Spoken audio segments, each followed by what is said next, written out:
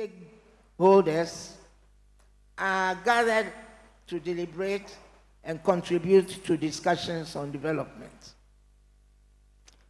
This year's theme, Attaining the 5 Ps of Sustainable Development for a Resilient Ghana, underscores the interconnectedness of empowering the people, protecting the planet, fostering prosperity, building peace, and cultivating partnerships.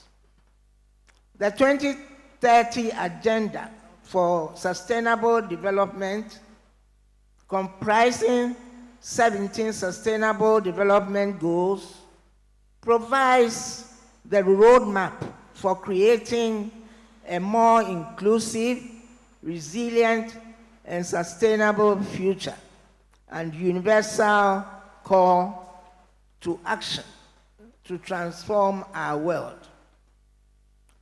Achieving these ambitious goals requires these elements, and discussing them in depth during the New Year School and Conference. We will be closer to creating a more just, equitable, and sustainable world for all, while also working towards meeting at least some of the targets of the SDGs. This year's school and conference is a call to action as we navigate the complexities of sustainable development. There is the need for us to recognize the essence of collaboration. And in the next few days coming, I hope participants will share expertise and experiences, identify and define actionable strategies, as well as forge meaningful connections.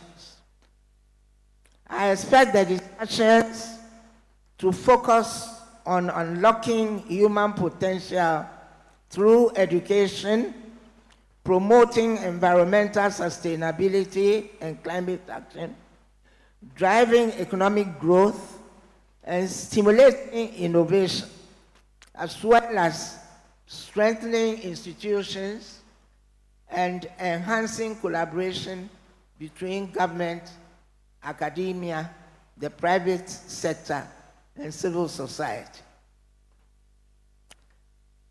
I acknowledge the work done by the School of Continuing and Distance Education of the College of Education in sustaining and maintaining the annual New Year School and Conference concept over the past 76 years. The persistence and resilience of the school, with the support of the corporate advisory team, is worthy of commendation as a sure way of bringing the gown to town. I'd like us to once again offer a clap offering, but please wait. I want to recognize here in the room those who were the midwives for this initiative. We have an old lady, even older than myself, but extremely strong, who has, we feel honored, also joined us this morning. I refer to Professor Miranda Greenstreet, who is here with us. Just give us a wave, madam, so they know you are in the room. Your hands should be higher, higher, higher. Congratulations that we continue with this initiative. And now I'd like us also to give a clap offering. We have clapped once. I don't think it's enough. And I would like us to give another up offering to those who continue to nurture this initiative. Shall we give them a big hand?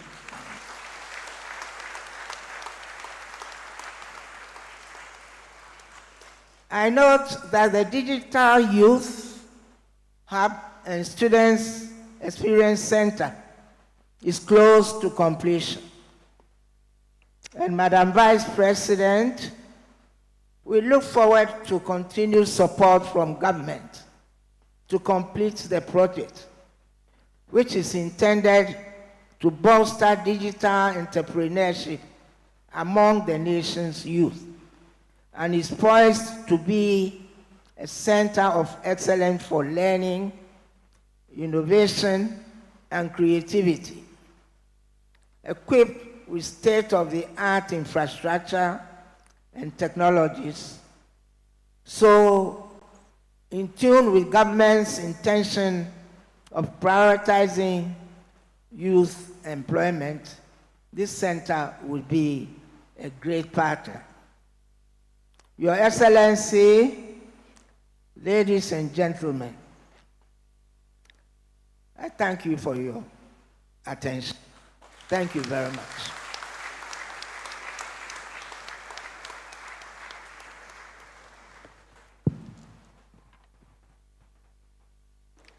Madam Chancellor and Chair of this august occasion, we are very grateful to you for your speech and for accepting to share this program for us. Thank you very much. Please let's acknowledge her once more with a loud.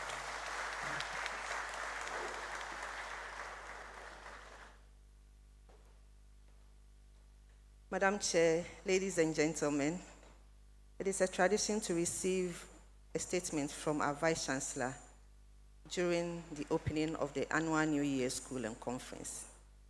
At this point, I am privileged to invite our first female Vice Chancellor of the University of Ghana, Professor Nanaba Appiah Amfo, to deliver her statement.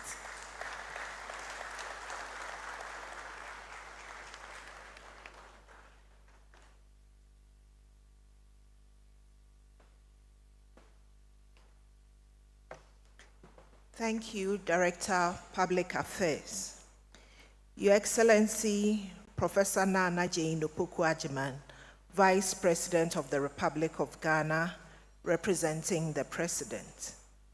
Chancellor of the University of Ghana and Chairperson for this morning's occasion, Mrs. Mary Chinri Hesse, members of the University Council, Chair and members of the New Year School Corporate Advisory Board, our distinguished keynote and plenary speakers, honorable members of Parliament, Pro-Vice Chancellors, Registrar, Provost Deans, Directors, and Heads of Departments, Your Excellencies, members of the Diplomatic Corps, our esteemed traditional rulers, faculty, staff, students, and alumni of this great university, conference participants, the media, distinguished ladies and gentlemen.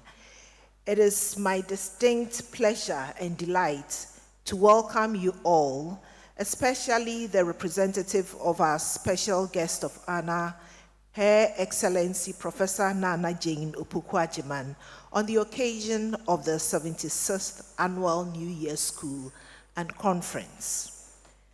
Madam Vice President, on behalf of management and the entire university community, I extend my heartfelt congratulations to you and the President on your election and the successful swearing-in ceremony as Vice President and President of the Republic of Ghana.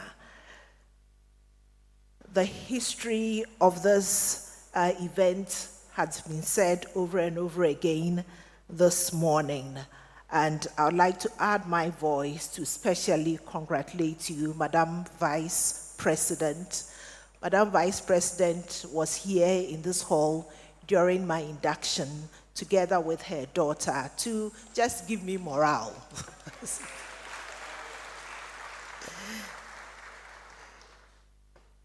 She opens the door and keeps the door open. We wish you the very best and pray for wisdom for you to excel during this 4-year tenure. Distinguished ladies and gentlemen, the annual New Year School and Conference at the University of Ghana provides a unique platform to engage key stakeholders of our national economy at the beginning of each year. Since its inception in 1948 at Comenda, the annual New Year School has evolved beyond the tradition of a New Year convention to a unique and vibrant platform for discussions centered on national development and issues of global interest. The annual New Year School has become a trusted voice on matters of national development, with outcomes appealing to individuals across the political divide in Ghana and globally.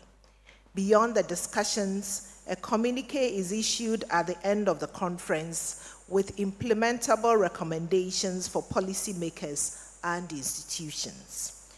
Due to its national significance, it is not surprising that this conference has stood the test of time throughout the various dispensations of our national history, and it keeps getting better.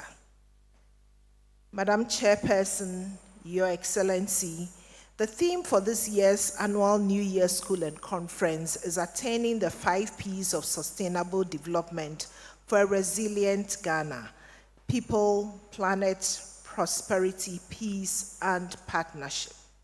This theme aligns with the United Nations 2030 Agenda for Sustainable Development, which provides a collective framework for peace and prosperity for humanity and the planet, both for now and the future. It is also in sync with the Africa Union's priority areas of Agenda 2063, captioned "The Africa We Want." If the global economy will experience sustainable development, individual countries must demonstrate resilience, and this makes the theme for the conference very relevant as Ghana resets the agenda towards sustainable development through the 4 priority areas outlined by our President on January 7 during his inauguration. The 5 Ps of sustainable development serve as a foundation of our collective progress. They guide the path towards an equitable and sustainable future, ensuring that every Ghanaian benefits from the opportunities and resources our country has to offer. Your Excellency, distinguished ladies and gentlemen, permit me to share some initial thoughts on the 5 Ps. The first is people. Human resources, as we all know, are the greatest asset of any institution or nation. No country can thrive without the empowerment of its citizens. The future of Ghana, therefore, depends on how we care for, invest in, and empower our people. Planet. This involves our commitment to protecting the environment.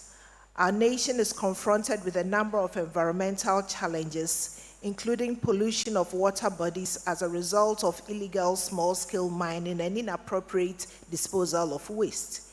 If we are interested in developing a resilient Ghana, we must understand that our economic and social progress cannot come at the expense of the planet. Prosperity. This focuses on creating economic systems that promote shared wealth and opportunities for all Ghanaians. Our aim must be to develop an economy that works for all, one that is robust, inclusive, resilient, and provides sustainable livelihoods while enhancing the quality of life for all citizens. Peace. Peace, they say, is not merely the absence of conflicts, but the presence of social justice, stability, and harmony. Peace is the bedrock upon which all other forms of development are built. Without peace, prosperity, environmental stability, and social well-being remain out of reach. Ghana has been a beacon of peace in a region sometimes fraught with political instability. In spite of the pockets of violence in the aftermath of the 2024 elections, which must be condemned, we must commend ourselves for a successful and peaceful transition. Partnership. No nation can achieve sustainable development in isolation. We must collaborate across sectors and borders, forming partnerships that promote knowledge exchange, resource sharing, and mutual support.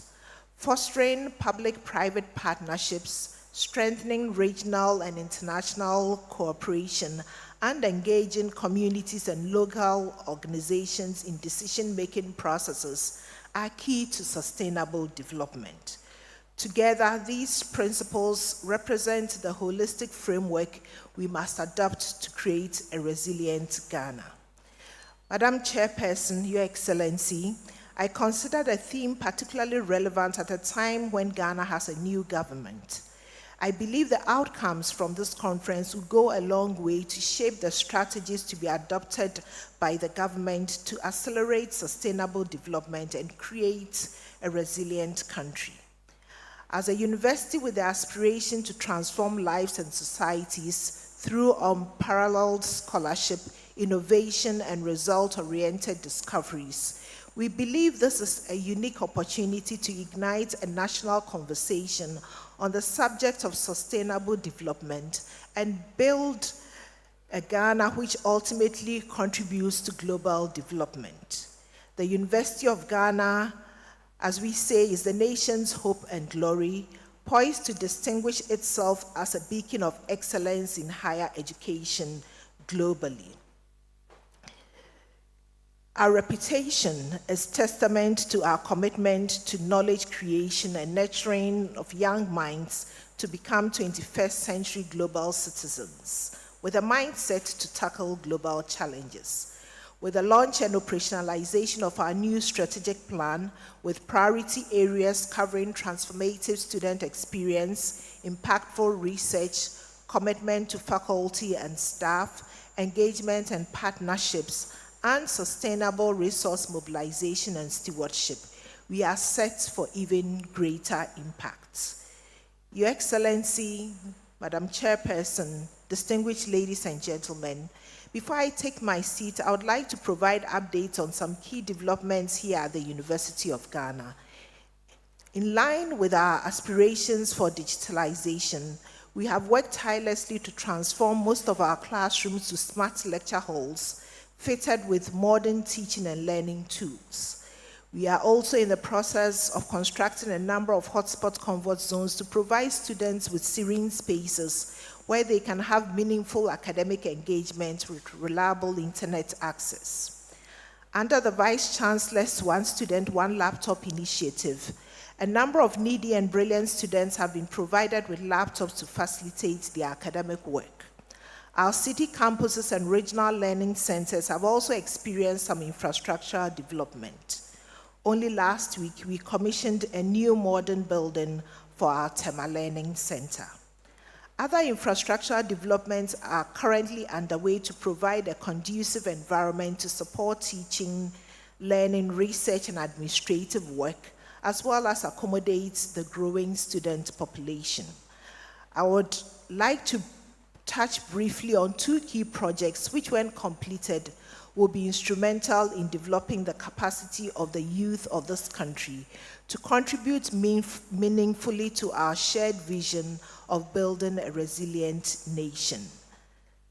Madam Chancellor already hinted at these, and these are the Digital Youth Hub and the Student Experience Center projects. The Digital Youth Hub is intended to deliver a first-class ICT facility to unleash the IT potential of the Ghanaian youth. This is indeed a huge breakthrough in the history of the New Year School and Conference. Your Excellency, Madam Chairperson, we do not only want to talk and make recommendations to government for implementation, but we want to be an active participant in the change we want to see. The Student Experience Center, on the other hand, is the 75th anniversary legacy project, which is a multi-purpose state-of-the-art facility envisioned to transform the overall student experience by providing access to a comprehensive collection of resources, services, and opportunities, which will prepare students for successful futures. Your Excellency, the projects are at various stages of implementation, and we look forward to your full support to successfully complete and operationalize these. I'm very optimistic that participants of the annual New Year School and Conference from India, Estonia, Ghana, and other countries in Africa and beyond, coming from diverse professional bodies such as IDEC, the Ghana National Association of Teachers, academia, private sector organizations, and others, will utilize this opportunity to deliberate on national and global issues, exploring ways to attain sustainable development, not only for a resilient Ghana, but also for the world at large. Ladies and gentlemen, I welcome you once again to the 75th Annual New Year School and Conference, and wish you fruitful deliberations and interactions. Together, let us harness our collective knowledge, expertise, and passion to create a brighter future for Ghana and the world. Enjoy your stay, network, and enjoy our beautiful campus, especially for the first-time visitors. I wish us all a prosperous, peaceful, and productive New Year. Thank you.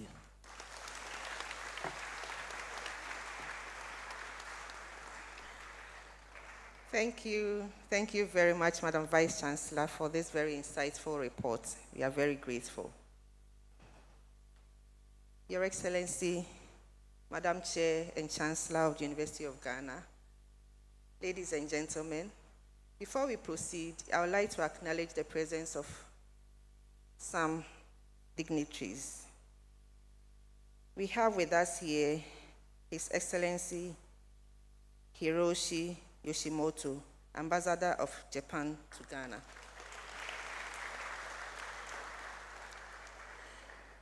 We also have Her Excellency Selma Ashipala Musaivi, please forgive me, Namibian High Commissioner to Ghana. And we are privileged to have Mr. Alexander Yao Afo, Chief Director, Ministry of Communication, Digital Technology and Innovations. We also have Ms. Kathy Addy, Chair of the National Commission for Civic Education.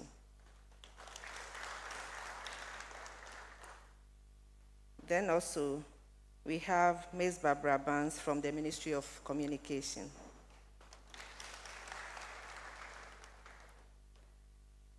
We have with us here Nanama Eyaba, Kontihima of Ogwa Traditional Council, Cape Coast. And I will reiterate that she was my mate at the University of Cape Coast. We thank you very much for your loyalty. You are always at our annual New Year School and Conference. We are very grateful, Nana. And then we have Mama Atrato, Queen Mother of Asogli State, who. Thank you very much for joining us. We are grateful to you all of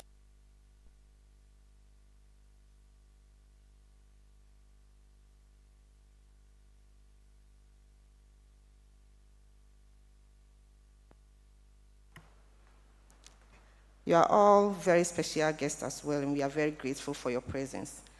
I'm happy to announce that doing the sign language for us is Mr. Emmanuel Akwesi Abuaji. There is emphasis on the Akwesi.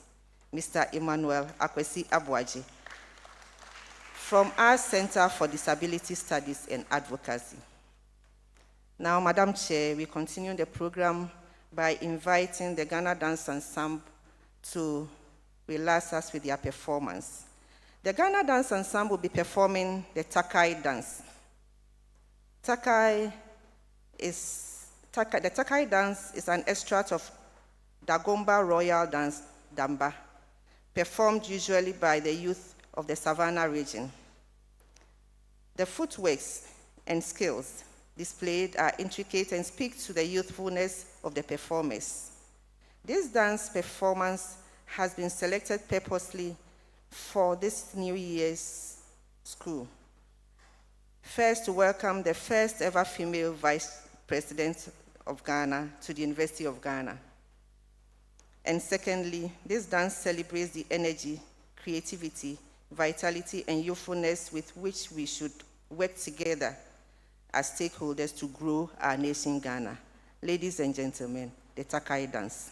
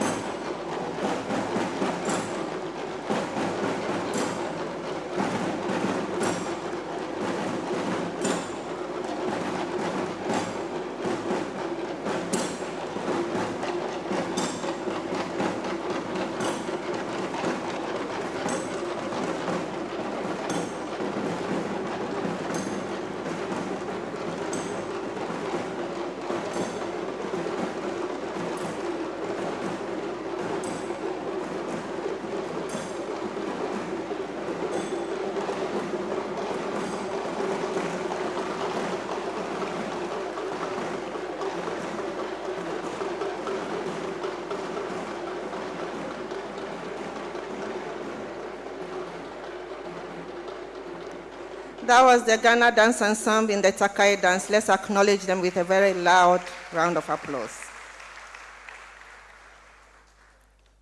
Madam Chair, ladies and gentlemen, it's now time to take statements from our partners. The School of Continuing and Distance Education, which hosts the annual New Year School and Conference, partners a lot of organizations to roll out the annual New Year School and Conference. And we have representatives here to share a word or two with us. I will start by inviting Reverend Isaac Owusu, the National President of Ghana National Association of Teachers, NATS. Let's keep clapping until he gets to the podium.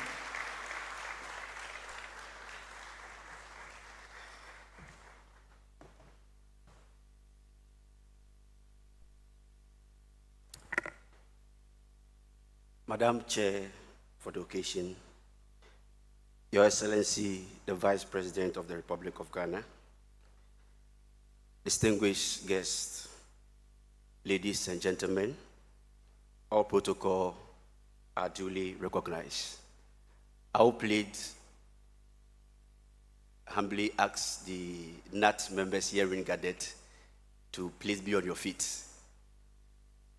Yes, for us to recognize you. Chair, we sponsored over 120 members, all coming from the 16 regions of this country. So, you're welcome. Thank you. Kindly resume your seats. Madam Chair, it is with great honor that I stand before you today at the opening of this year's New Year School, organized under the auspices of the School of Continuing and Distance Education.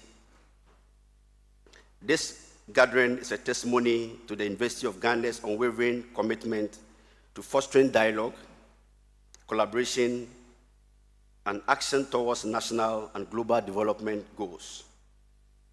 Madam Chair, NAT, as a long-standing partner to the New Year School, wishes to thank the School of Continuing and Distance Education for giving us a slot this year on the panel discussion under the topic, the role of the pre-tertiary teacher in peace building and democratic governance.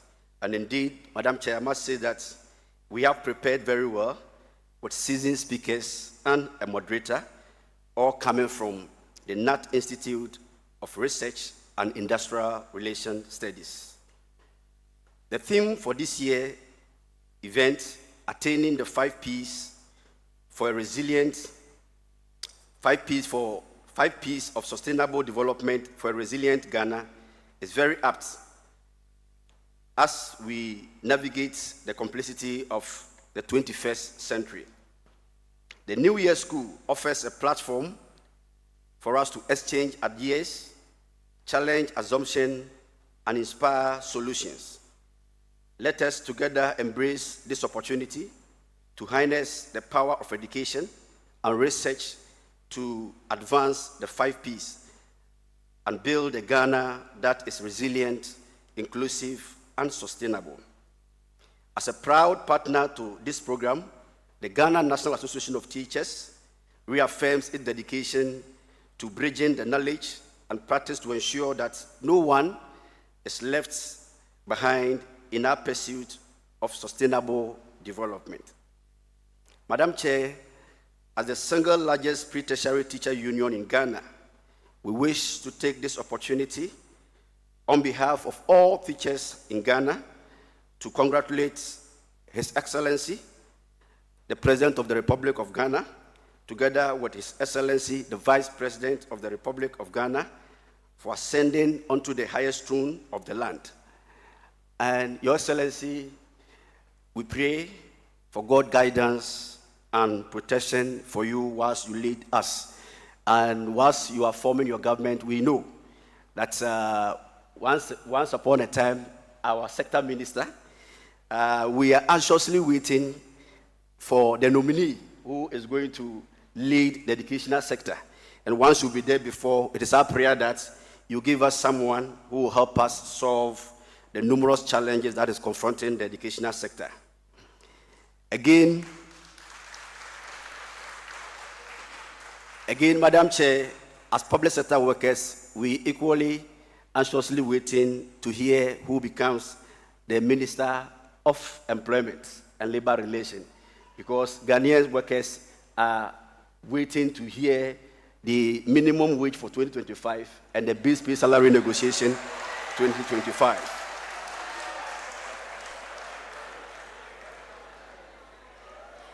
Madam Chair, on this note, I want to thank you for the opportunity given to me, and I wish us all a fruitful deliberation. Thank you very much. Thank you very much, Reverend Owusu. We'll keep clapping for him until he sits.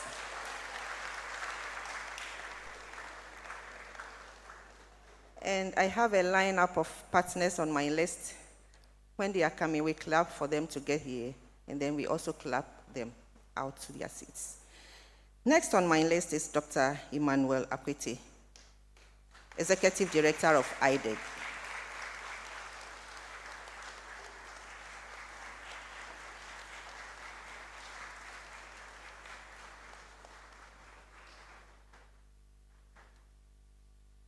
Thank you very much.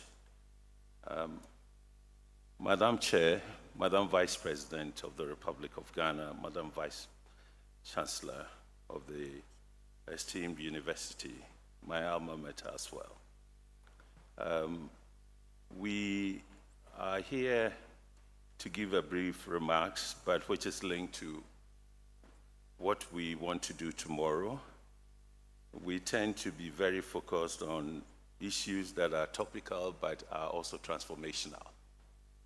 And so as I stand here, I just want you to remember that we have a new government in, and one of the important things that we expect the new government to do is to strengthen our democracy, transform our local government system, and make sure that the Fourth Republic is delivering the development goods to all categories of persons.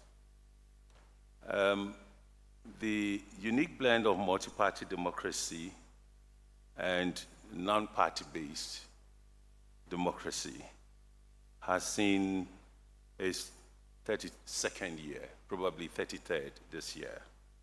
And there have been issues about whether the local government system is delivering. The expectations are high, and I do recall that last year's New Year's School, our current President of the Republic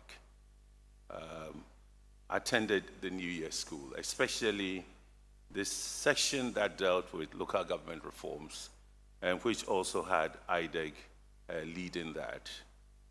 And in the conversation we had, he said clearly that his party, then he was a candidate, his party has as its main objective or major objective to strengthen a non-partisan election of MMDCEs. As we all know, they are not elected now. They are appointed, except MMDCEs. And that generated a number of questions and discussions. But now, since he's been elected president,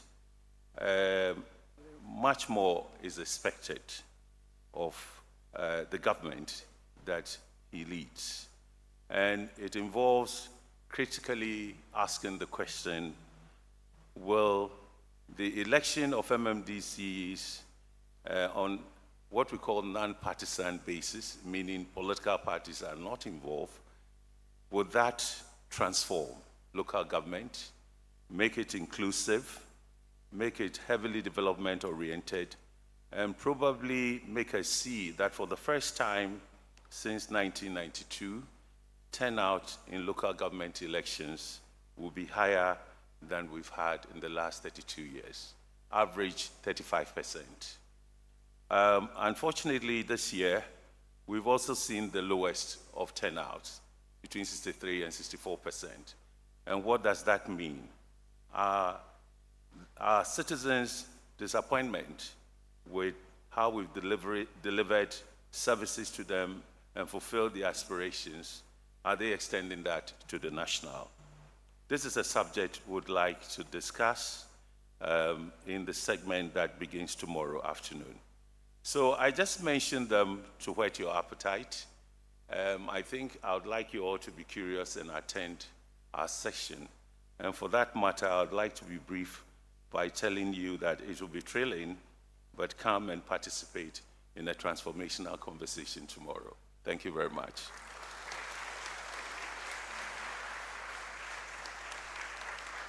Thank you very much. Thank you, Doc. We will now move to the Managing Director of GCB Bank PLC, Mr. John Kofi Adomako. Let's receive him.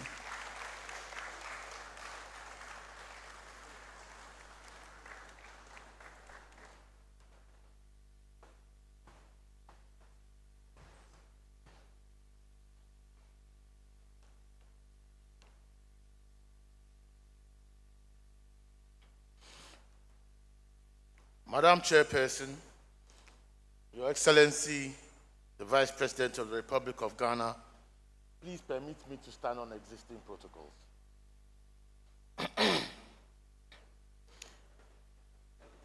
Right? The presence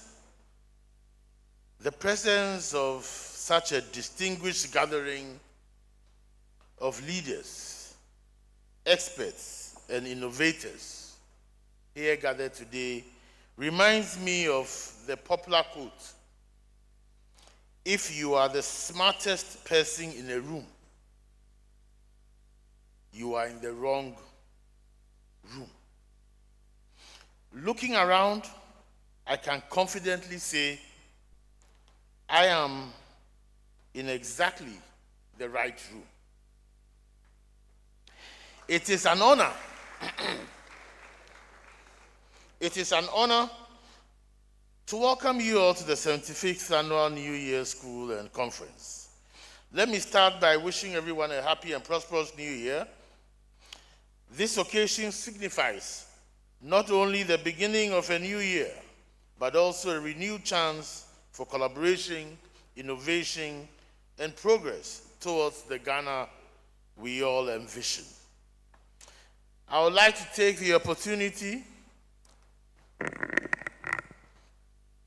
to warmly congratulate His Excellency, the President, and Her Excellency, the Vice President of the Republic of Ghana, on a successful election.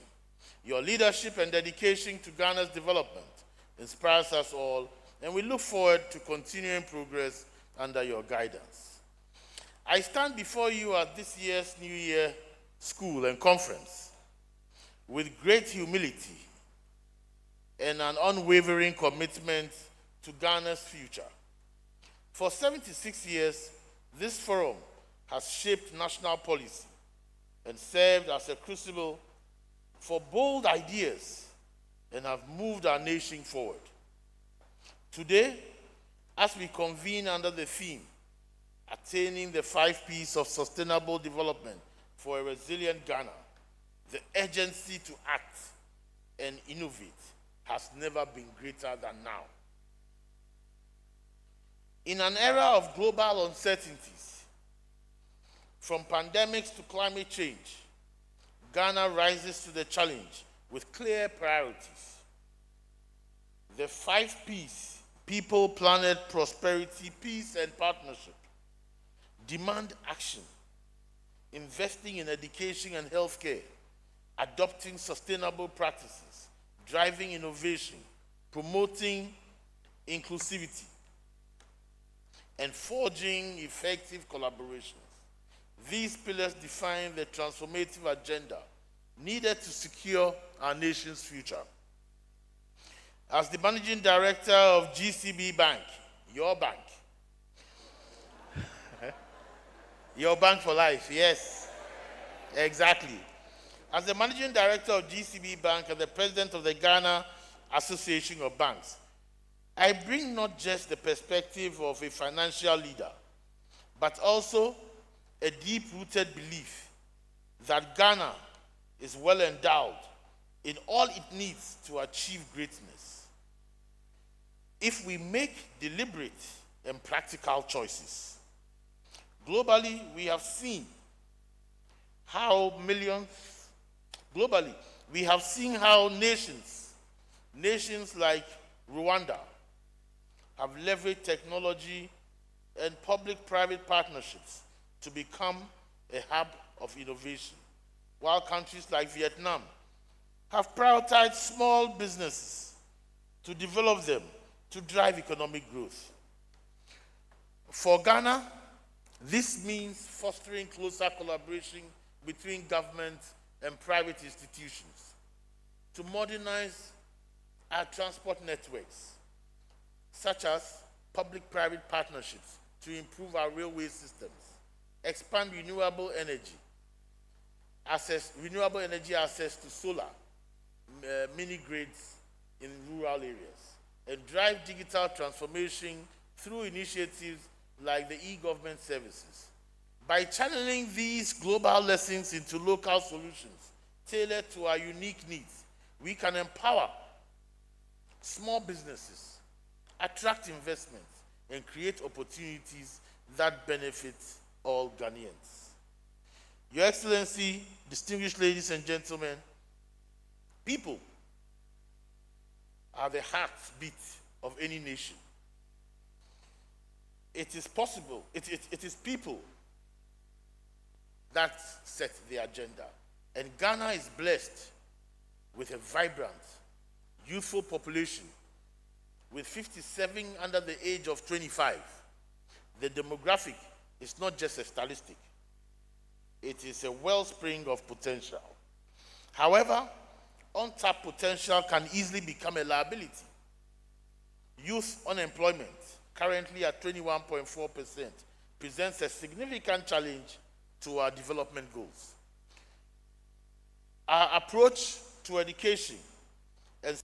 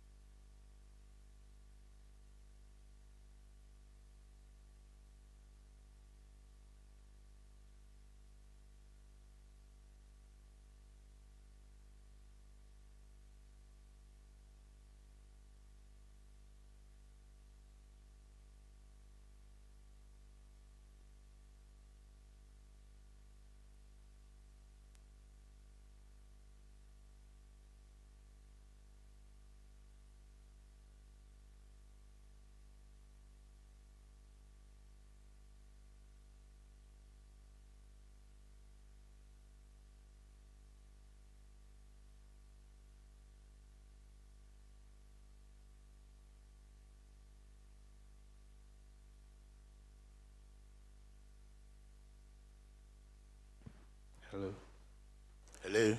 Thank you. Our approach to education and skills development must be reviewed. Countries like Singapore and Germany have excelled in linking education directly to industry needs, creating pathways from classroom to careers. In Ghana, this means a pivot from rote learning to innovation-driven education is necessary. Partnerships between academia and industry must move beyond MOUs to initiatives that equip students with skills for the fourth industrial revolution. At GCB Bank, we are taking the right steps to bridge this gap by partnering with institutions like the University of Ghana to promote financial literacy and entrepreneurship training programs tailored to emerging sectors like fintechs and agri-tech. Moreover, addressing gender disparities is non-negotiable. Countries that prioritize gender equity, like again Rwanda, have seen marked improvements in governance and economic productivity. Ghana has taken significant steps in this direction, most notably, ladies and gentlemen, with the historic appointment of our first female vice president.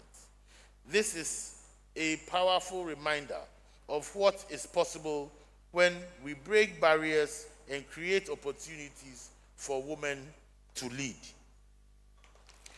While this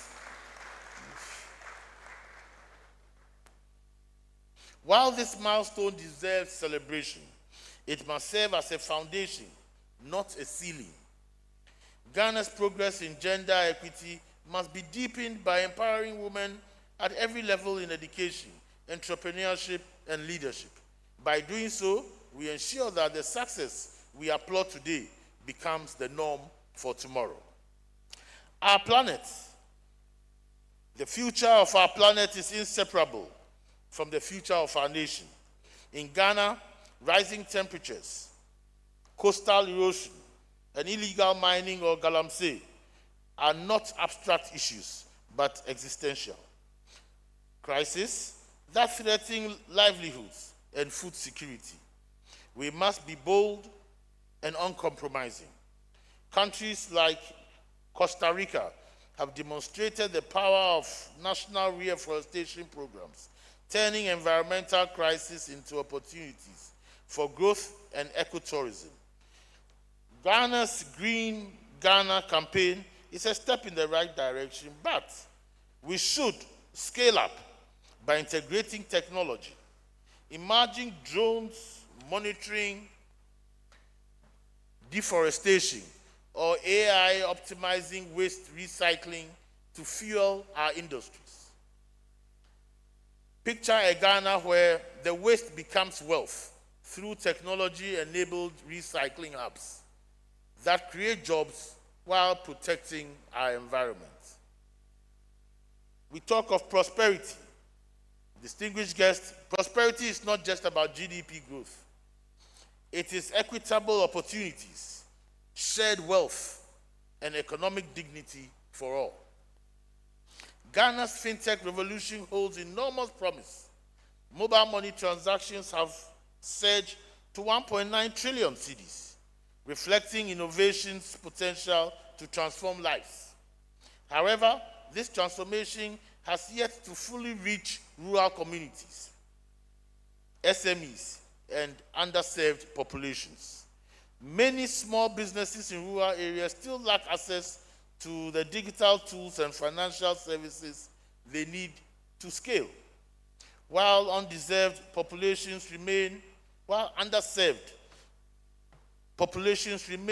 excluded from opportunities created by Ghana's fintech revolution. The gap is undeniable and must be bridged with deliberate policies and targeted investments. At GCB Bank, we are tackling these challenges head-on by extending financial services to remote areas, empowering SMEs and accessible digital platforms, and championing financial inclusion initiatives that leave no Ghanaian behind. Transformation is only meaningful when it is inclusive and far-reaching, touching every corner of our nation. In countries like Kenya, the M-Pesa platform has become a lifeline for farmers and traders.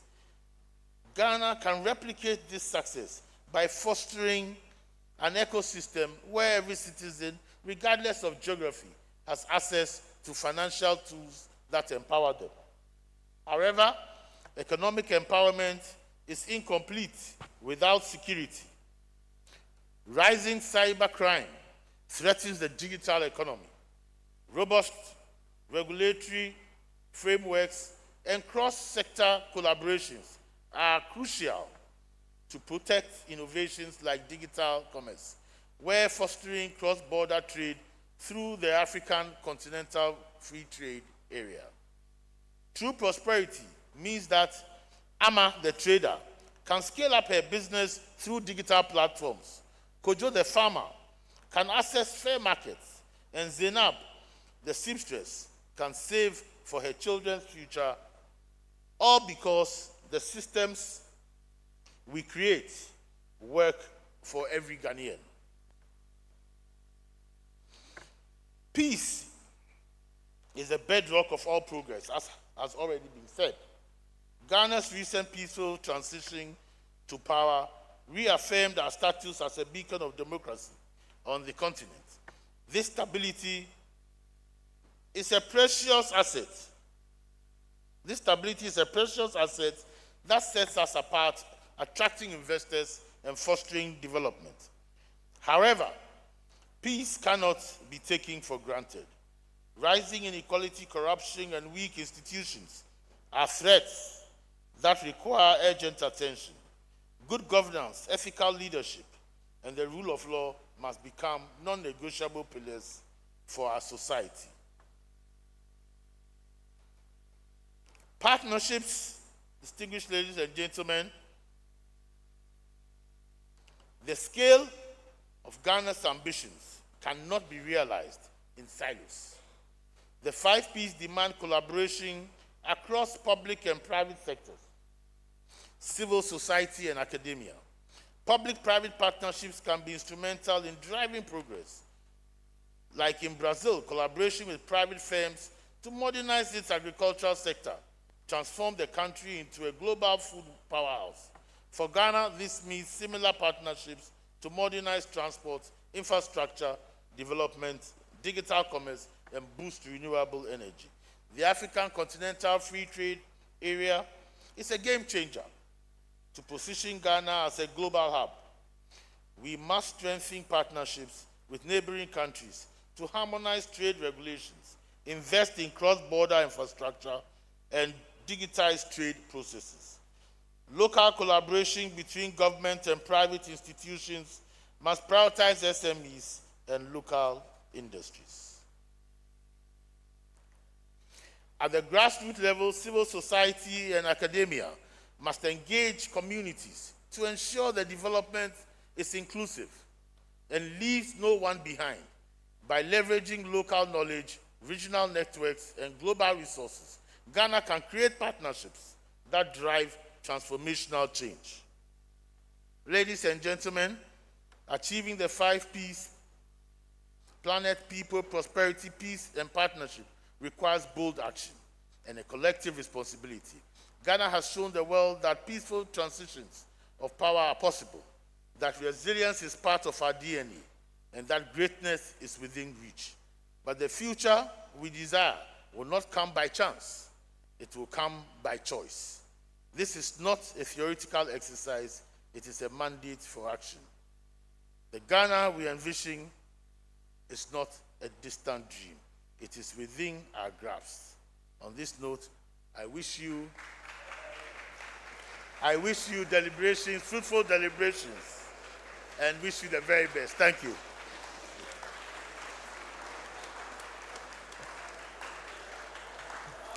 Thank you very much, MD of GCB Bank PLC. Thank you.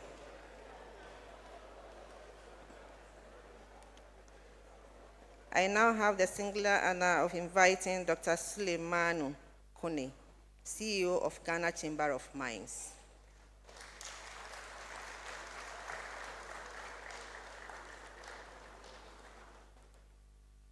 Please, we clap until he gets here. Don't forget this.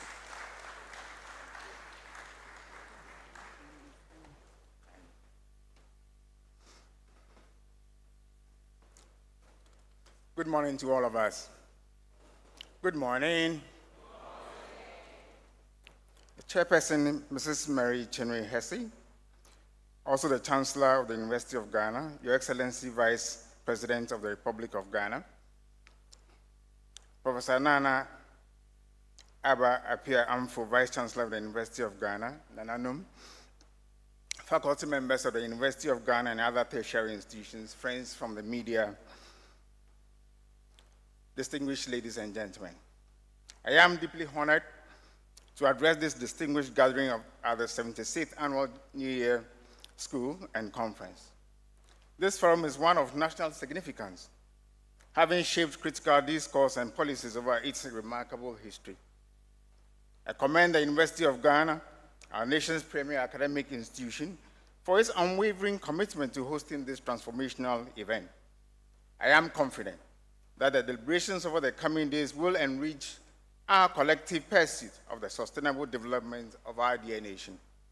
The theme for this year's annual New Year School and Conference, Attaining the 5 P's of Sustainable Development for a Resilient Ghana, reflects the raison d'etre of the Ghana Chamber of Mines. In nearly a century of existence, the Ghana Chamber of Mines has been at the forefront of promoting sustainable mining by ensuring that the country's mineral wealth is harnessed in a socially and environmentally friendly and responsible manner. By its very nature, mining intersects with each pillar of the Sustainable Development Goals, that is planet, people, prosperity, peace, and partnership. This sector therefore holds immense potential to catalyze Ghana's advancement towards achieving the SDGs. The history of human civilization, as we all know, underscores the vital role of the mining industry in driving human progress and global advancement. From the ancient hunter-gatherer tribes utilizing stones as tools to modern space exploration, mining has been a cornerstone vocation, providing space exploration, providing essential raw materials that anchor transformative innovations. The intertwined relationship between mining and the evolution of modern societies highlights our forebears' success in harnessing the outputs of the mining industry to meet their needs without compromising the ability of future generations to meet their own, a fundamental principle of sustainable development. Several of our producing member companies, including Goldfields, Asante Gold, Shirano, Anglo Gold Ashanti, Drapim, and Golden Star Wasa have successfully retained portions of their mine-out concessions to their pre-mining state. This is envisioned and evidenced by the reclaimed area's ability to sustain native fauna and flora. Again, most of the Chamber's producing members are implementing carbon reduction strategies as part of the broad initiative to combat climate change. The notable projects include Volta River Authority's 30 megawatts peak Kaleo solar project and the proposed 50 megawatts peak with Newmont as the anchor clients, respectively. One of the widely discussed benefits of mining is the revenue that accrues to the government. In Ghana, these revenues are the largest source of taxes for the state. In 2023, for example, the large-scale mining sector contributed over 11.6 billion Ghana cedis in taxes, which translates into 23% of direct domestic revenue mobilized by the Ghana Revenue Authority. These fiscal flows embody the most potent pathway to distribute the country's mineral wealth in a manner that alleviates poverty and promotes inclusive development. Moreover, the supply of goods and services to mining companies by local entities, which was worth $3.1 billion in 2023, further expands the value associated with mining to households and other micro actors in the economy. In addition to employment creation, these direct and induced benefits also propel tailwinds that lift our people out of poverty. Further, the Chamber and its members prioritize partnerships with mining communities, governments, and other stakeholders to ensure that mining yields win-win outcomes. Our inability, Madam Chair, to abate the menace of illegal mining does not connote that it is an unsolvable problem. And I want to repeat that. Our inability to abate the menace of illegal mining does not connote that it is an unsolvable problem. In our view, it largely reflects policy failure and lack of political will to enforce the country's laws that govern the ASM sector. In the last few years, for example, Tanzania has become a stellar illustration of a country that has been able to reform its ASM sector to contribute to sustainable development. This feat was largely achieved on the back of a co-regulation model. making it one of the few countries where the government has complete oversight over the entire continuum of activities in that segment of our industry. The model entails the assignment of mining professionals certified by the mining sector regulator to small-scale miners as part of the licensing process. Effectively, the recommendation is that until you have certified professionals as part of your team, you have no business doing any form of mining, including large-scale mining. Ghana can draw valuable lessons from this model, as such reforms do not only enhance oversight, but also create meaningful employment opportunities. As I bring my remarks to a close, I implore the freshly minted government to reset the nation's approach to addressing the menace of illegal mining and optimize the ASM sector's full potential. On our part, as a chamber, we are available to partner with the government and other stakeholders to leverage our expertise to abate the menace and position ASM and indeed the large-scale mining sector as a driver of sustainable development. Your Excellency, ladies and gentlemen, I'm grateful for your kind attention. Thank you very much. Thank you very much, Dr. Kony. Thank you. Please keep clapping until he takes his seat. We are going to grade you with respect to the clapping, so please take note. I now invite Alhaji Yusuf Ibrahim, chairman of Dar es Salaam Group of Companies, and Alhaji is here with his wife, Mrs. Rabi Ibrahim. Please give us a wave.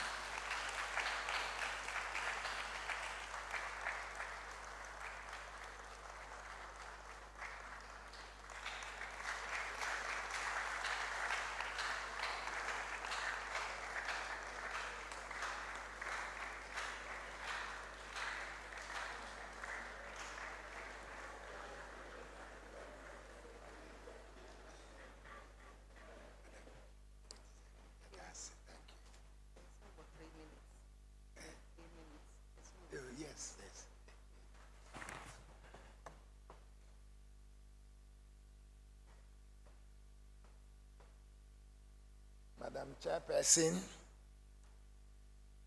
the Honorable Vice President of Ghana, the Vice Chancellor of the University of Ghana, distinguished ladies and gentlemen, I will stand here on the already established protocol for this other gathering to deliver my remarks. It is both an honor and a privilege to address you today as we gather for the 76th Annual Year School and Conference. This is no ordinary gathering, for it marks a significant moment in our collective journey towards sustainable development, guided by the inspiring spirit and theme, that is, attaining the 5 Ps of sustainability and development for a reliant and resilient Ghana. That is, people, planet, posterity, peace, and partnership. This theme is not just a roadmap for Ghana, it is a call to action, a call for us to rethink how we live, how we govern, and how we collectively bargain to our own survivors, and also to ensure that our nation not only survives, but strives in an ever-evolving world. People are the foundation of any sustainable development effort, and as a nation, our shared resilience depends on the well-being of our education. Employment of every Ghanaian is also our priority. My journey, starting from humble beginning with secondary education at Ahmadiyya Secondary School, to founding and leading the Dar es Salaam group of companies, thus has shown me that the most valuable investment any society can make is in its people. Providing access to quality education, healthcare, and basic necessities are essential, not optional. Through the creation of the Osagyefo International School, I have seen firsthand how education can transform not just individuals, but the entire community. To adapt to a challenging global landscape, we must focus on skill development, enhance mental health and awareness, and also to support our most vulnerable in the society, particularly women and children.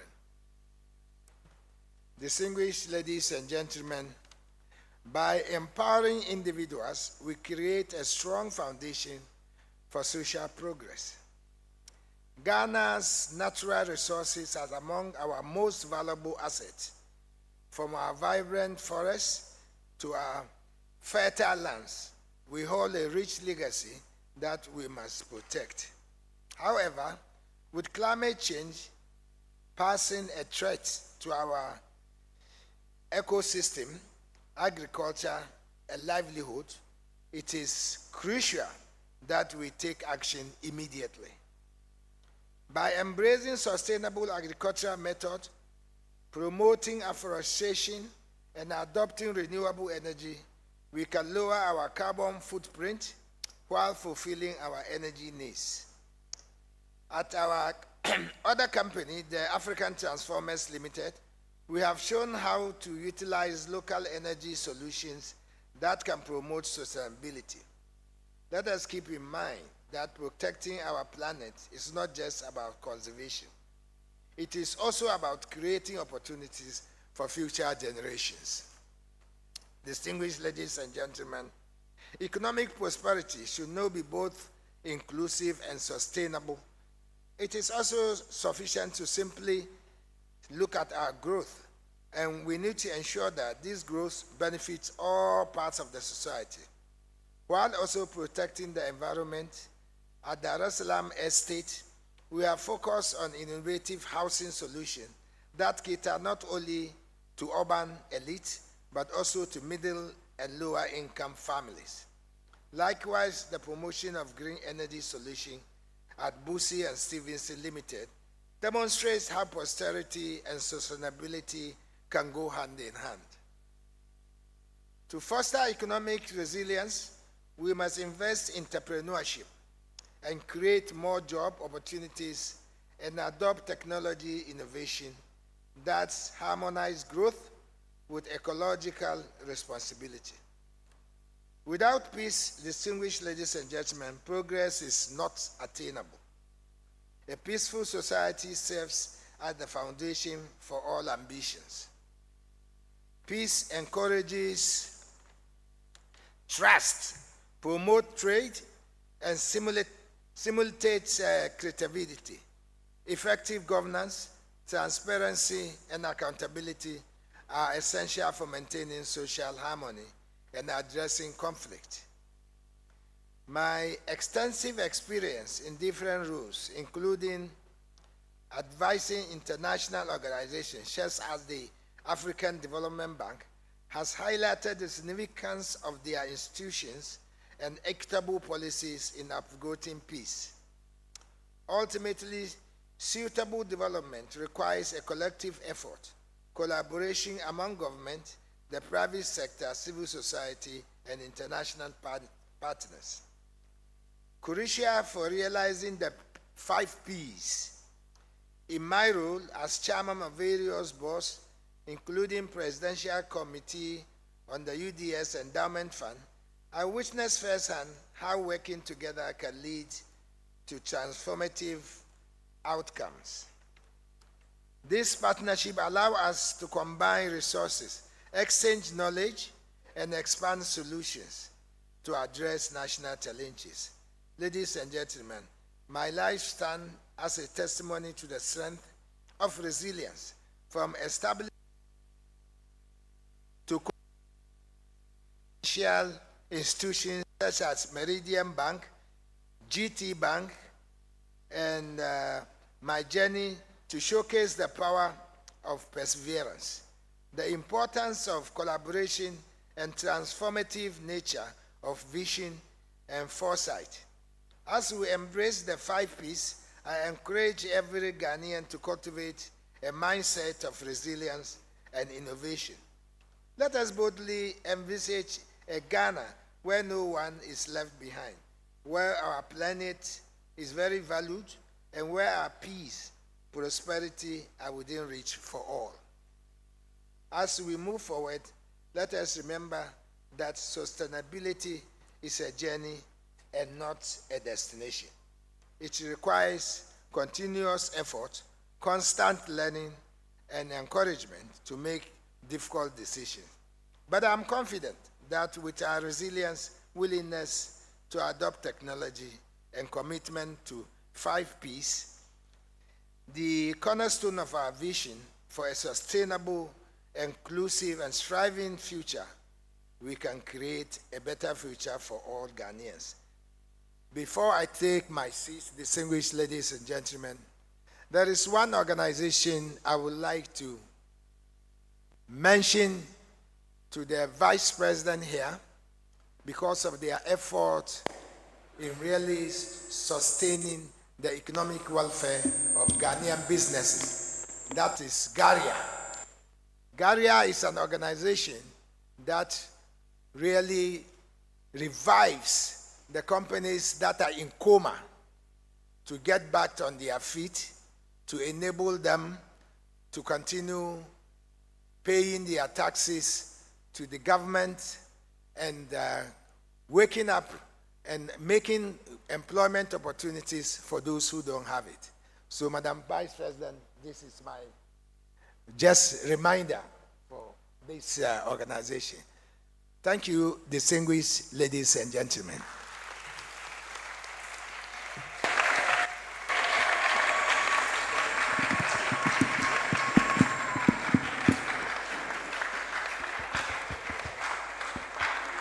Thank you very much, Alhaji. We keep clapping until he takes his seat.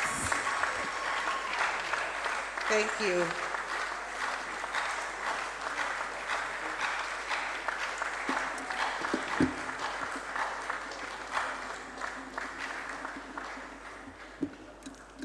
We will now take the second musical interlude from the Ghana Police Band. Let's acknowledge them.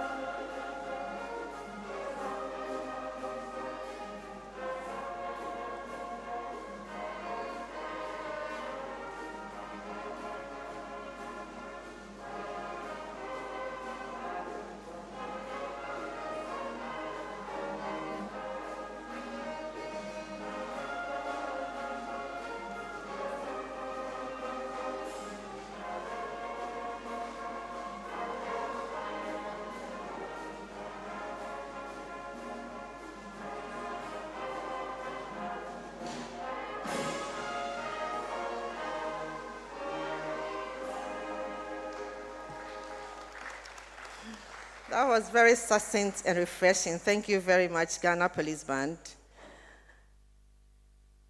Madam Chair, Your Excellency, distinguished ladies and gentlemen, we now move on to our keynote addresses. We have two keynote addresses, And to do the first one for us is Dr. Emmanuel Edusa Akodie, Group Chairman of CDH Financial Holdings. We have a detailed profile on him in the brochure, together with all the partners that came here to speak. For the sake of time, let's now receive Dr. Emmanuel Edusa Akodie to come.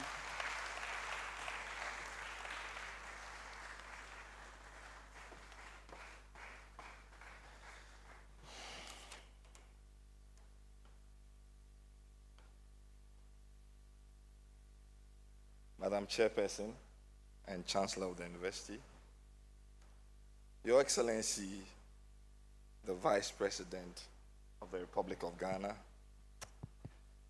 Madam Vice Chancellor, permit me to stand on the established protocols to abridge time. On behalf of Ghana Employers Association, I would like to thank the University of Ghana for the rare privilege offered the association to participate in the 76th Annual New Year School and Conference on this important and all-encompassing topic of sustainable development. Events like this highlight the power of shared ideas and collaboration. And as one writer puts it, one good conversation can change the narrative. I must also commend the university leadership for continuing this long tradition, which offers a unique platform for policymakers and academia, employers, and people from all walks of life to meet, deliberate, and take action on governance, economic, social, environmental, and other key issues that confront our dear nation, Ghana. Madam Chair, permit me to use the platform to congratulate His Excellency the President on his resounding victory in the just ended elections, as well as Madam Vice President. Congratulations. Employers of Ghana look forward to working with you to formulate and implement the bold initiatives that you have set out to achieve for the nation. And to respond to the NAT people, well, the tripartite, we are ready, and when it's time to negotiate, we will set a good minimum price. Thank you. Madam Chair, the theme for this year's conference, Attaining the 5 Ps of Sustainable Development for a Resilient Ghana, People, Planet, Prosperity, Peace Partnership, could not be more apt. These pillars highlight the interconnectedness of economic progress, environmental sustainability, social equity, and peace, which are essential for fostering long-term stability and prosperity. Currently, Ghana finds itself at a pivotal moment in history, facing both significant challenges and immense opportunities. A good indicator of our collective performance in attaining the 5 Ps is measured by the combined achievement of the 17 Sustainable Development Goals. According to the 2024 SDG Index, Ghana ranks 117th out of the 166 countries, highlighting the urgent need to accelerate progress towards achieving sustainable development. It's at this juncture that the 4 themes delivered by His Excellency the President during his inaugural speech to reposition Ghana on the path of recovery and prosperity align perfectly with the 5 Ps framework. Also, the themes of restoring and stabilizing the macroeconomic environment and improving business and investment climate resonate deeply with employers of Ghana. Madam Chair, achieving the 5 Ps necessitates a multi-pronged approach. And as a leader of a business organization, we would like to share the following. Madam Chair, a few weeks ago, I had the opportunity to meet with a senior public official, and it struck me that I had once taught this person in Form 1 of secondary school. This realization of how education elevated this former student of mine made me reflect on the fact that the larger share of the work required to attain the 5 Ps of sustainable development of a resilient Ghana lies in developing the skills of the younger generation upon whose shoulders the future of this country will rest. This further motivated me to engage some young people on their preparedness for the future of work, particularly on emerging technologies such as artificial intelligence, unmanned automated vehicles, robotics, and space exploration. Our discussion revealed a concerning gap between knowledge and action. When asked why they were not building these technologies despite understanding them, their silence was telling. And this made me ask if Ghana will be able to successfully achieve and even surpass the targets set under Agenda 2030 for the 5 Ps. Again, this led me to ask the following 4 nagging questions. Where are we now? Where are we going? When will we get there? And how will we get there?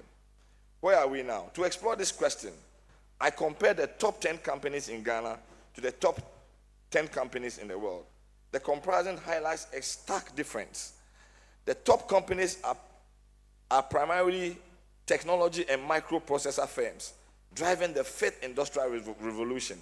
In contrast, Ghana's economy is dominated by mining, banking, and telecom sectors tied to the 2nd and 3rd industrial revolutions. In the past, the technologies that spearheaded industrial revolutions were proprietary and owned by large companies. Today, we live in an era of open source technology where schematics, documentation, and technical know-how for building AI-powered software and smart devices, among others, are readily available on the internet. However, there are very few opportunities to create such innovations because the country's focus remains entrenched on building infrastructure and in supporting the mining and extractive sectors, which are old school. These industries employ relatively a small portion of the workforce. Therefore, if we consider where we are headed, it is clear that our pace towards the 4th and 5th industrial revolution is considerably slow. But can we get there? Yes. Nations like the UAE, Singapore, and Taiwan showcase successful transitions. The UAE shifted from oil to tourism. Singapore built a robust manufacturing economy, and Taiwan excelled in semiconductors. For Ghana, breaking away from reliance on extractive industries is critical for sustainable economic growth. Do we want to be a many products in one shop country or a one product in many shops country? Can we focus on a few sectors, say tourism, banking, petroleum hub? This decision will clearly define our direction. And until it is made, we may make progress, but only at a slow pace as we transition into new industrial revolutions. How did we get there? The muddy and rough path. And this leads me to my recommendation on the first P. People. Distinguished ladies and gentlemen, in order to drive Ghana's sustainable development, we must adopt aggressive implementation strategies and coordinated policies that focus on people transformation and inclusivity. The education system must address its misalignment with future demands. It will interest you to note that a 2019 publication by the World Bank entitled Youth Employment Programs in Ghana, Options for Effective Policy Making and Implementation, shows that only 40% of Ghanaian youth possess skills required by employers and businesses. This mismatch between education and job market poses a significant obstacle to achieving goals 4 and 8 of the SDGs, which seek to address quality education as well as decent work and economic growth. We urge government to adopt an effective consultative approach and continue to invest significantly in STEM education as well as technical and vocational education and training. The current university programs need to focus on practical skills, innovation, and critical thinking. Much emphasis should be placed on students to pursue groundbreaking projects as it is on getting a first-class degree. Teaching basic skills such as building circuits or simple devices can build confidence and prepare students for the industrial revolution. Computer lessons, robotic clubs, and engineering teams should not be extracurricular activities at the basic and secondary levels. It should be the curriculum itself. Additionally, a scarce complement to the academic excellence is good character. Character is described as a set of desires and habits that reflect who a person truly is and is shaped by daily decisions rather than dramatic events. It's often inspired by role models and examples. And I asked them, who are your role models now? And I didn't want them to go for, I said, current role models. They struggled a bit. First of all, the media presents them role models that confuses them. And I think this must be addressed. Because all our brilliant ideas and recommendations will not be achieved if we are not a people of good character and do not practice patriotism. Madam Chair, I really love the UG example. Female chancellor, female vice chancellor, and I think we all need to clap for that.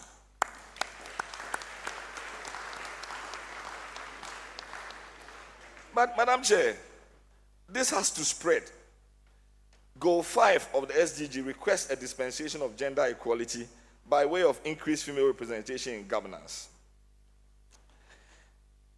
In the latest and round 7 of the Ghana Living Standards Survey, the report indicated that the most formal sector working women are found in services and sales jobs in the organizations, while the managerial, professional, and technical occupations that projects one to leadership positions are dominated by men.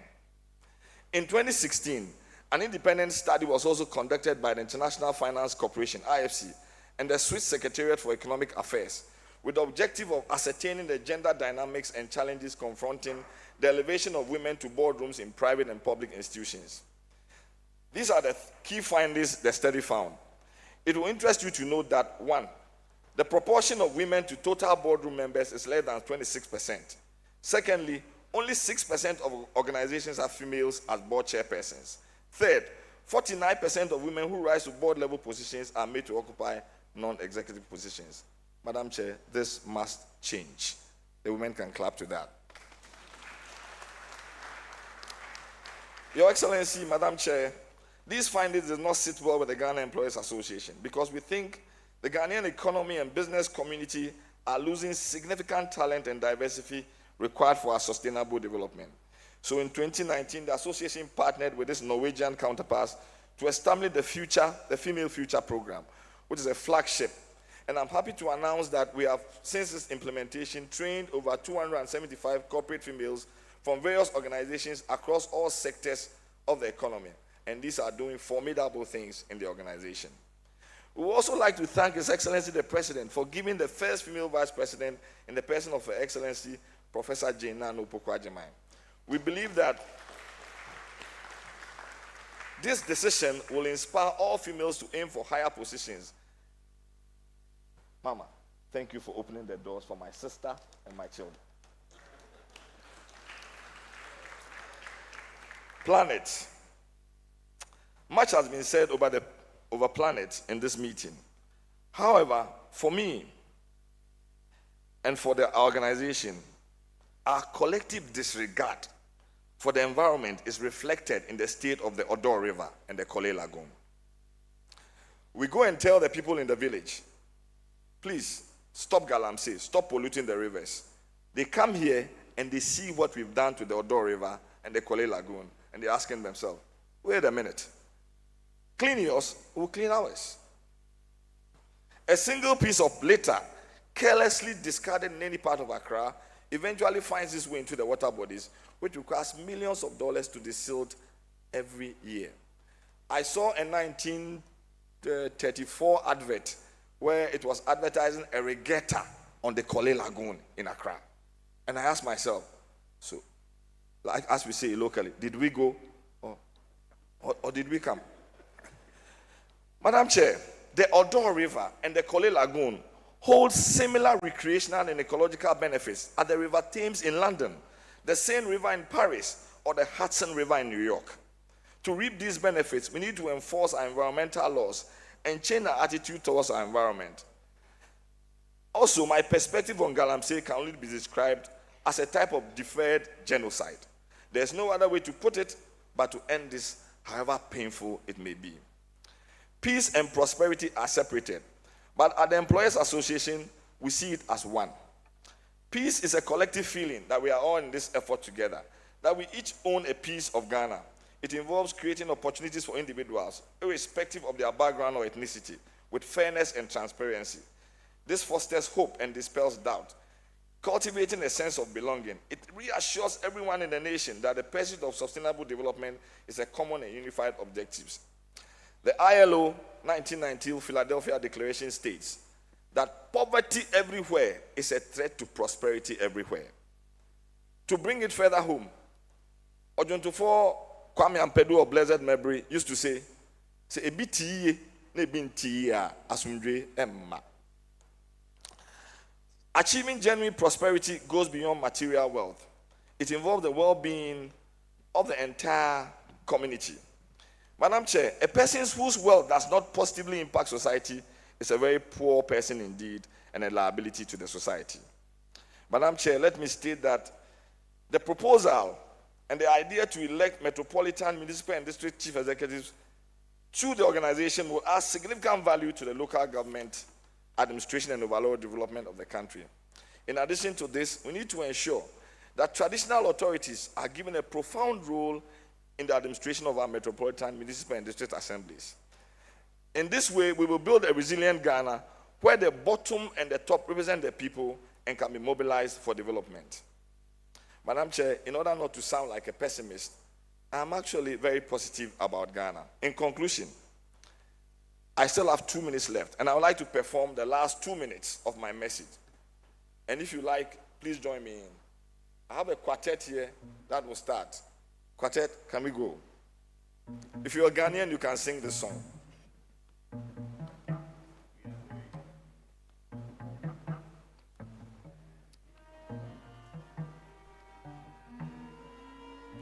Heaven knows where we are going, but we know within we will get there. Heaven knows how we will get there, but we know we will. It will be hard, and the road will be muddy and rough. Madam Chair, thank you very much. We will make the Odo River navigable again. We will swim in it again, and we will hold regattas there again. Thank you for your attention. God bless you.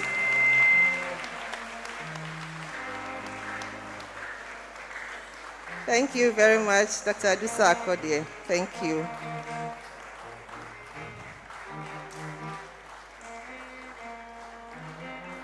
I am happy to announce that I am a proud alumna of the Female Future Program, the FFP program, and we are very grateful for the initiative, Dr. Adusa Akodie. God bless you.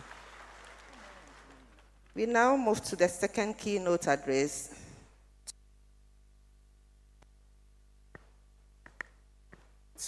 To be delivered by Dr. Santosh Shube, founder and chairman of the Indian Society for Electronics and Computer Technology, ISECT. Please let's receive Dr. Shube with a loud round of applause.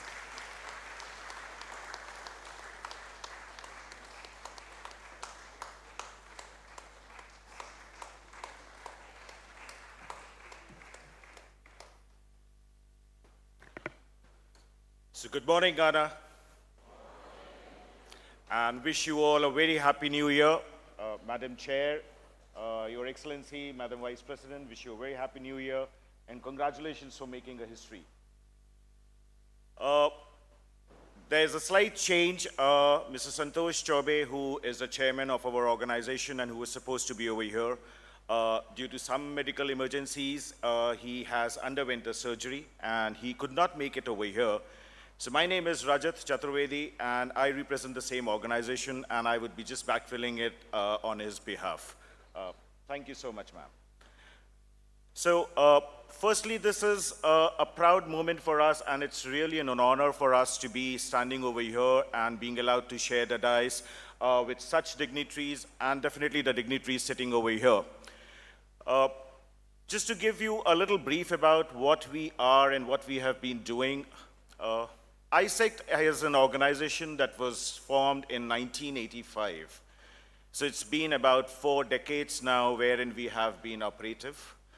Now, our operations is primarily into skills and into education. Now, when we talk about skills and education, that's one of the primary SDGs that is there across the globe today.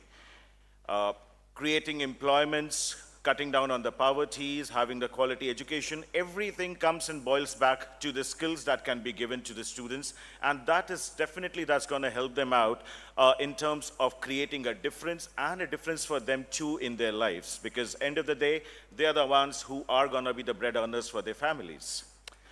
At ISECT in India, when we talk about our network, currently we are operative in almost every state of the country. We have around 30,000 plus skill centers. Just to throw some numbers, till date we have been able to train, skill around 2.8 million students who have been trained by us. And it is just not the skilling part of it, but the skilling part ends when I'm able to get them an employment. So when we talk about that, the numbers, about 1.4 million students is what that we have been able to get employed, based on the skills what we could deliver to them. Thank you. So when we talk about this number, which is 1.4 million, this is just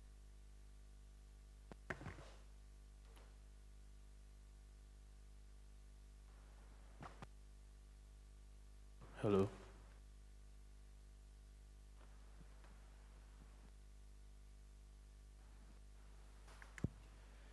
So when we talk about this number, 1.4 million, this 1.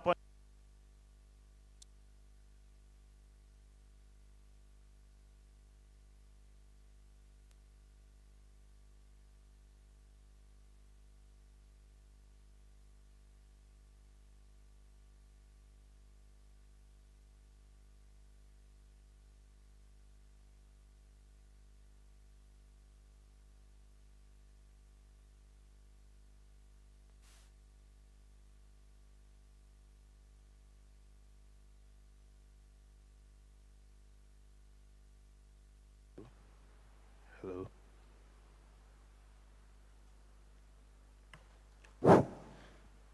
I'm sorry for that. So when we talk about this number of 1.4 million, this number is just not the employments created. But if you look at the other way around, this is 1.4 million smiles that we could give.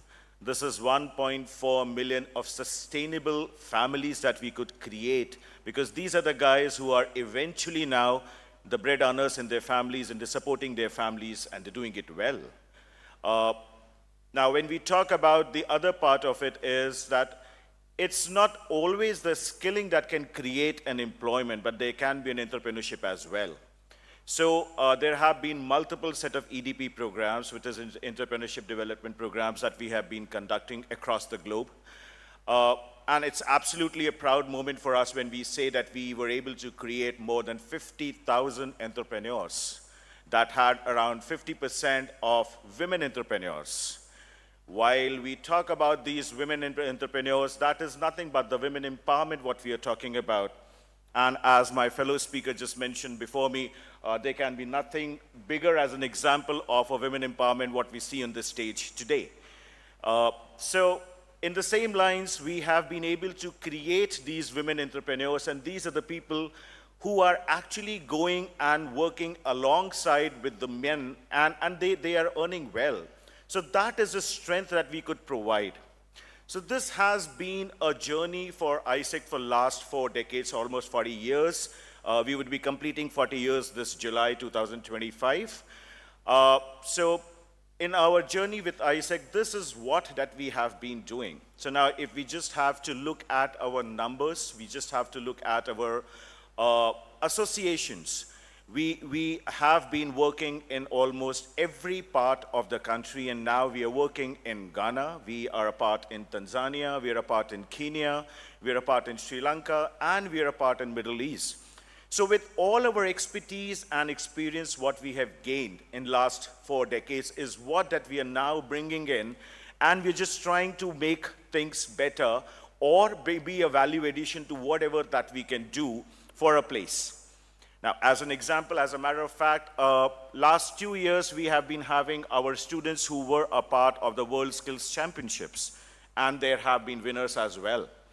So that in itself was an aspiration for us, that if my Indian student can be a winner at a World Skills Championship, why not my Ghanaian student? Why not my Tanzanian student?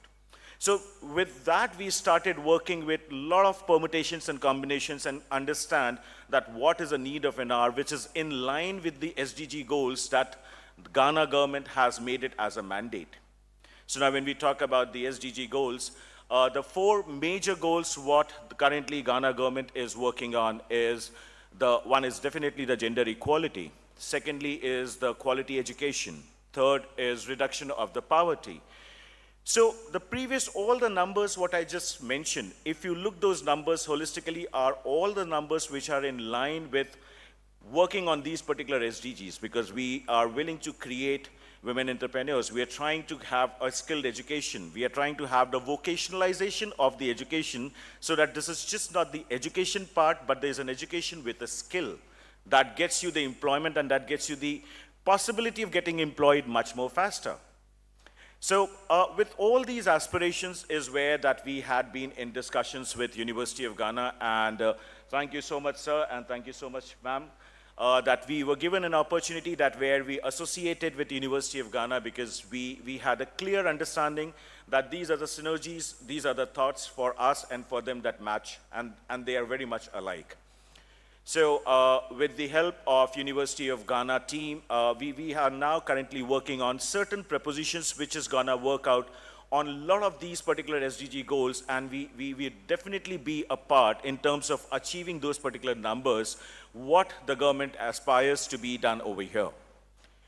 Last but not the least, there have been certain interventions that we have been talking about, and when we talk about SDG as a subject, this is nothing but inclusivity. We have to be a lot of inclusions that needs to be created. There have to be a lot of, I would say, the interactions that have to happen across borders. There are a lot of associations that needs to be done. And this is nothing but getting the best practices from across the globe that is of the use in the place itself that can be implemented and taken forward.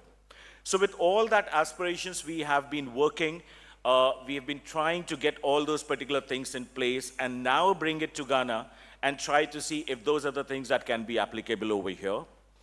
The response for the last couple of years wherein we have been over here has been humongous. And let me put it this way, is that our research about the students in Ghana compared to the research about the students in India, the Ghanaian students were much more curious to learn. So they actually had the curiosity. They actually had that vigor that, yes, this is something that I would love to try. This is something that I would want to get my hands dirty on. This is something that I would want to learn and see if I can take that as a career option for me. So now with those particular aspirations, the way we look at it is that this is a plain canvas wherein, along with the association with education institution like UOG, there can be anything that can be drawn, painted, whatever we want to do. Why? Because there is no bottleneck from the other side. The students are willing to participate for it. The students are willing to take those chances and try to see if there are any better options that they can create for themselves. Now, with those particular aspirations, Madam Chancellor, Madam Chair, just for an update, we have been working on certain propositions that is absolutely in line with the mandates that have been done by the government. And we're trying to see how our associations and interventions can be a value additions to those particular mandates rather than requesting the government to create a new mandate for us. So that's the biggest turn that we have been trying to work with this particular association. And to be very clear on this, when we had done our set of surveys with the students, when we went around the people, when we spoke to almost more than 100+ students, the response that came us was a real eye-opener for us because, as I said, there was no resistance. The students are willing and asking for it. So even if we were talking about a couple, students still had an option that, can you give me this beyond what you're already proposing? So I think that's where the inspiration of having a quality education, gender equality, employabilities, is what that started coming into our system. And that's where we started working with the University of Ghana and tried to put some propositions together. Parallelly, the other thing is that we have been trying to connect with a lot of industries so that we can have more employments being created. It is just not the skill and employability to be created. We need to create employments also. That in itself is a big task that we are definitely willing with the associations that we have to take it on us and see what best we can deliver out of that. So keeping all those particular things in mind and looking at these particular numbers, we see 2025 as a real, very active and a very exciting year for all of us. Before I close, there is a message that our Chancellor, who was actually supposed to be over here today, but he could not. So in his definition, I just want to read out his definition about what sustainability is. So sustainability is not just a commitment, but a transformative journey to empower communities, inspire innovations, and create a brighter future for generations to come.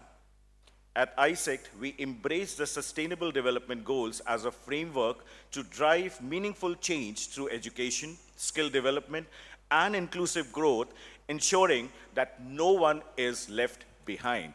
So that is something that has been the key changer, that has been the framework for ISECT as an organization to perform. And we felt the same that was with the UOG as well. And I think that was how that we got associated. And there is a lot more to come. So thank you so much, and thank you, ma'am, for giving us this opportunity to be over here. Thank you. Thank you very much. Thank you for extending the message from Dr. Shube. We are very grateful. Madam Chair, Your Excellency, distinguished ladies and gentlemen, we will now take a performance by Ms. Stephanie Ansah, a level 200 student from the School of Continuing and Distance Education. Please let's acknowledge Ms. Stephanie Ansah.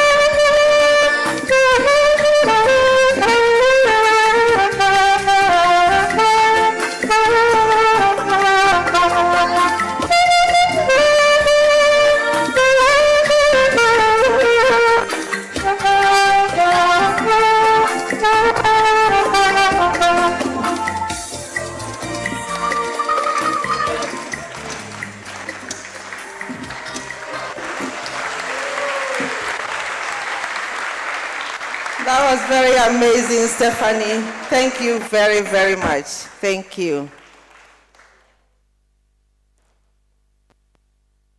Ladies and gentlemen, it is now time to perform a very important role. The reason why we are here, to open the 76th Annual New Year School and Conference. We have our Vice President, the first female Vice President of the Republic of Ghana, representing His Excellency the President, to open the school.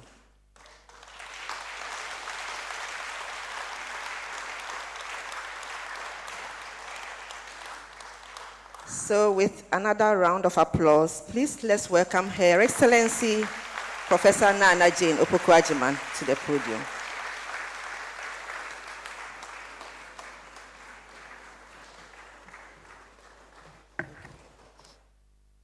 Oh, please take your seat.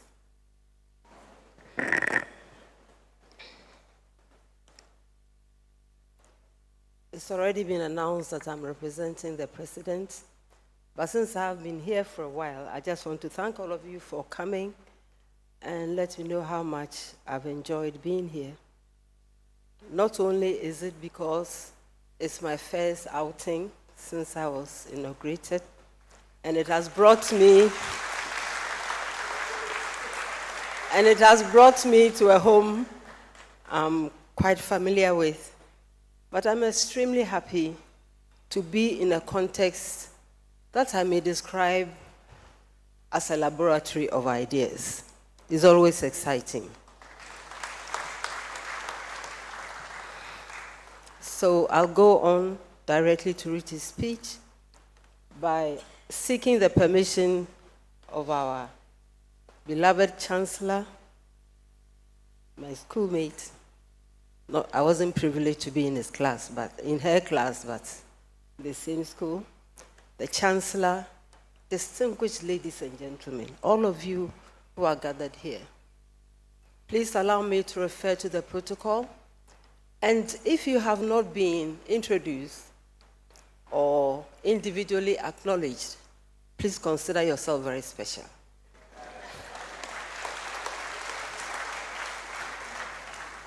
Thank you very much. So I go on.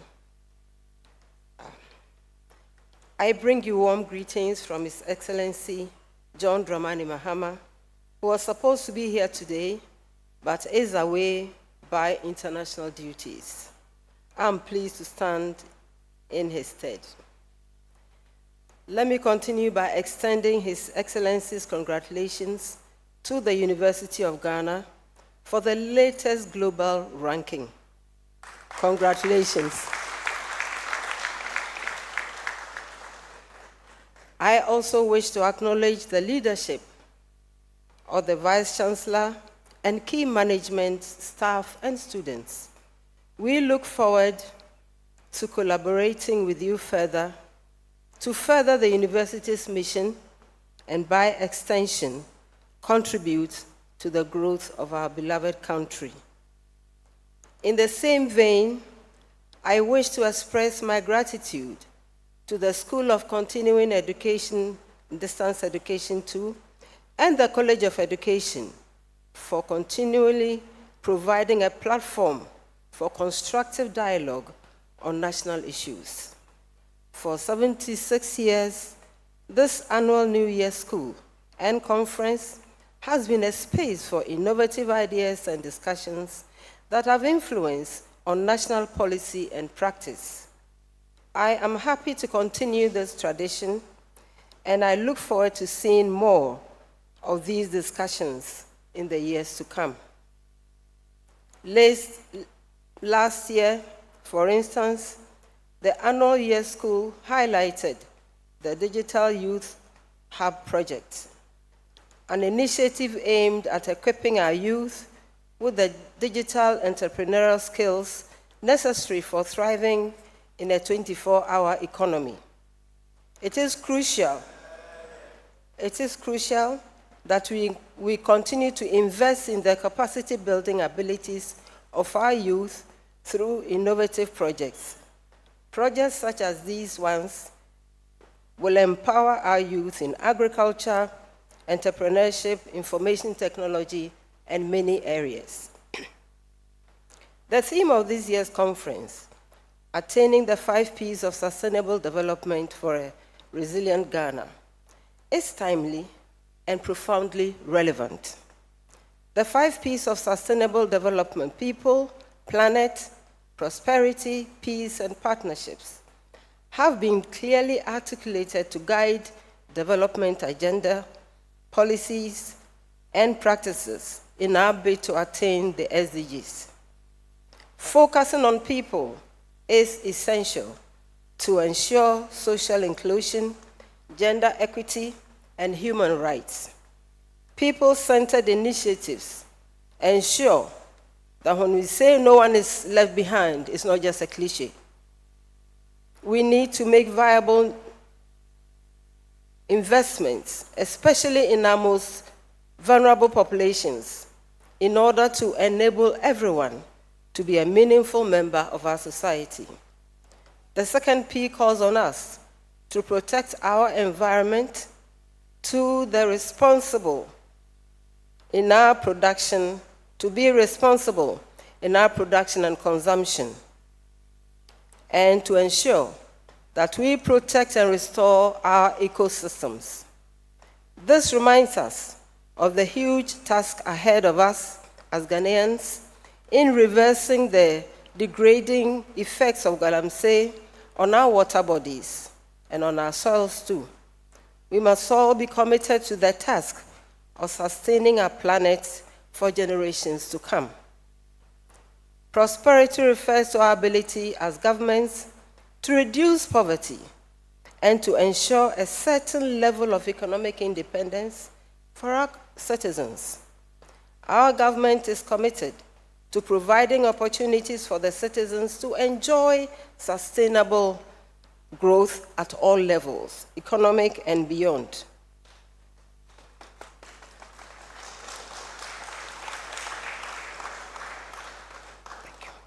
When we live in peace with ourselves, our neighbors, we build inclusive societies for sustainable development.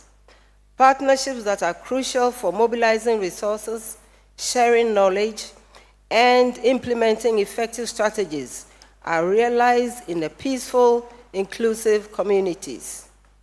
We, therefore, owe ourselves the onerous task of working hard to ensure that these pillars of sustainable development are clearly articulated to guide our developmental agenda.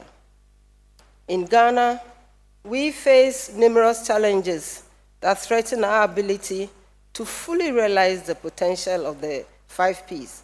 However, we must not allow these challenges to define us. Instead, we must focus on innovative solutions that can bring about meaningful change. For example, in the agricultural sector, the illegal mining activities and encroachment on wetlands pose both environmental and social risks. But there is hope. Through thoughtful, sustainable policies and serious collaborations between governments, the private sector, the local communities, we can overcome these challenges. It is true that Ghana's limited financial resources can sometimes feel like a barrier to progress. Yes, but this should not deter us. There is untapped potential in our local initiatives and opportunities for growth through strategic partnerships. We must tap into these opportunities and leverage technology and relationships between the public and private sectors to create lasting, transformative change. One of the greatest strengths of the Ghanaian people is their resilience. Even in the face of adversity, Ghanaians consistently rise above challenges and push forward with determination. This is the spirit that will guide us as we work to build a prosperous and a more resilient and an even more resilient Ghana. With the collective effort of all Ghanaians, we can and we will attain the 5 pillars or sustainable development or make huge progress towards it. The deliberations, discussions, and outcomes from this school and conference will play a role in shaping the national agenda as we work together to build the Ghana we all deserve. A Ghana that is equitable, prosperous, peaceful, united. On this note, Madam Chancellor, Vice Chancellor, distinguished ladies and gentlemen, it is with pride and expectation that I declare the 76th Annual Year School and Conference officially opened. Thank you very much. You can take it.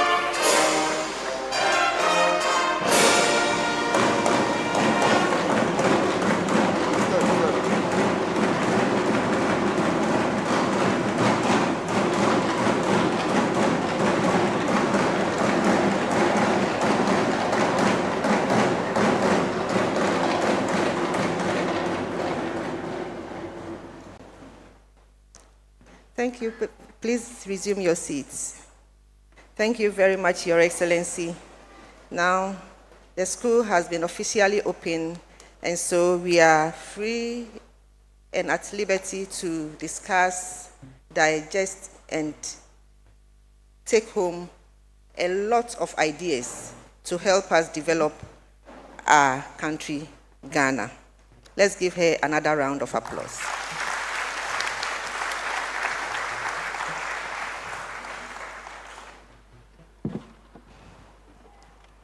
Before we take the chairperson's closing remarks, I would like to acknowledge some more officials with us here. We have Dr. Mary Ewusi, Deputy Director of Civil Society Organizations. Please give us a wave. Madam Abba J. Opoku, Deputy Executive Director, Intelligence, YOCO.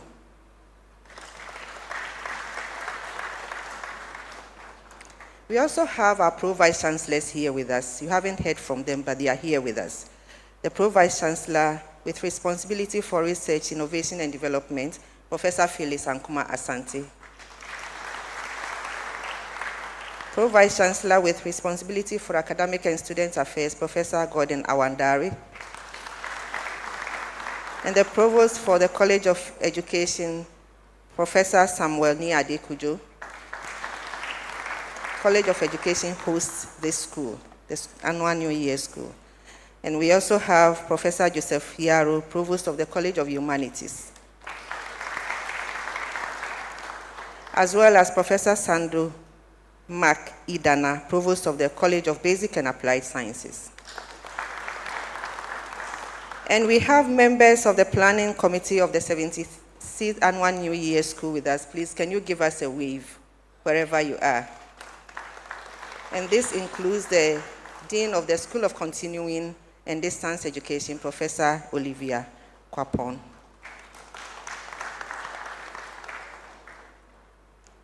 Now, ladies and gentlemen, I'm privileged to invite Mrs. Mary Chinwe Hesse, our Chancellor and Chairperson, to deliver the closing remarks. Let's acknowledge her.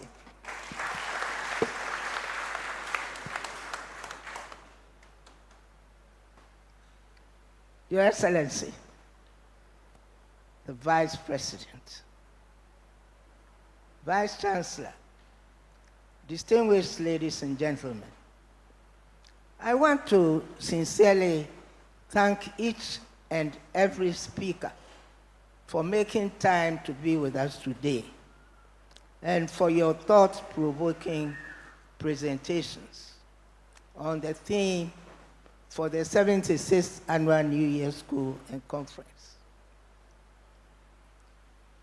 Madam Vice President of the Republic of Ghana, once again, a special thank you for making the time to join us here today and to open our conference.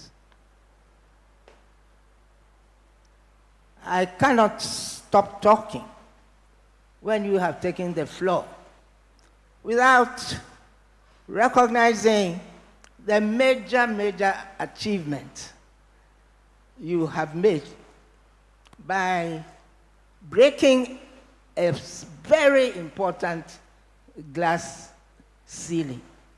And I tell you that you are an inspiration for not just women in Ghana, but for all women. We are very lucky also that you will not forget this occasion, because it is your very first official function since you were made vice president. What I can add is that you are a good choice. And that tells me that my son, President John Dramani Mahama, has great taste in the right choice.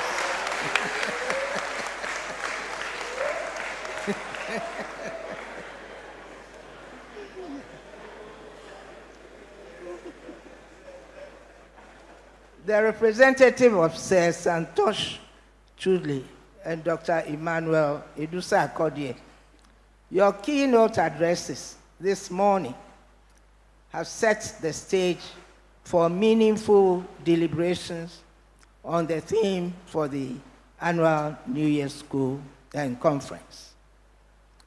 I cannot but recognize the boss of NAT, because you took me right to Geneva, where I was Deputy Director General of the International Labour Organization.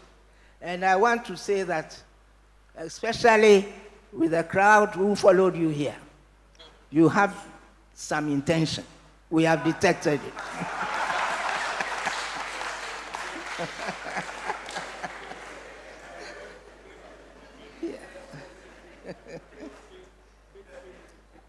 Yeah.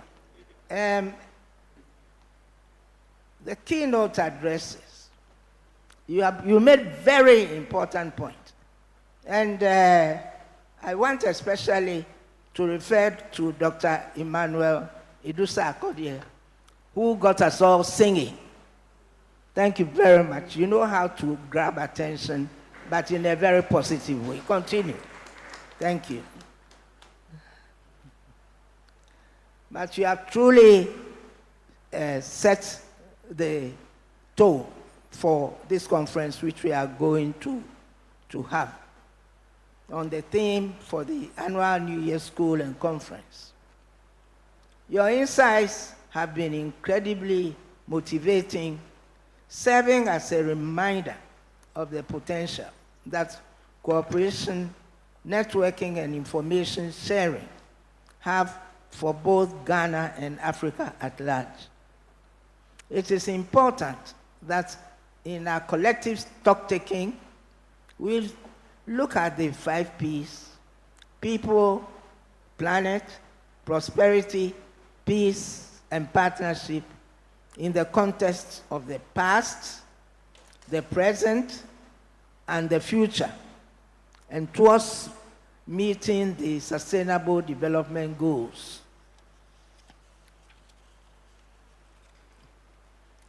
I trust that panelists and attendees will keep the momentum going, and that deliberations will generate ideas on how best to harness the 5 pillars, and also exploring innovative solutions and best practices towards using the 5 Ps to solve some of the issues that face us as a nation and as a continent. We owe this generation and future generations a collective commitment to work towards a renewed sense of purpose, a commitment to collective action, and a vision for a resilient Ghana. Ghana, where people thrive, as the planet prospers, peace prevails, and partnerships flourish. Let me add an important word of wishing the meeting, the conference, a successful and impactful annual New Year School and conference. I want to say that this particular conference has been held at a very critical time, and I trust everybody to give it the greatest of attention, the greatest of thought, and so that we can quote it as adding to the success of our country, Ghana. Thank you very much.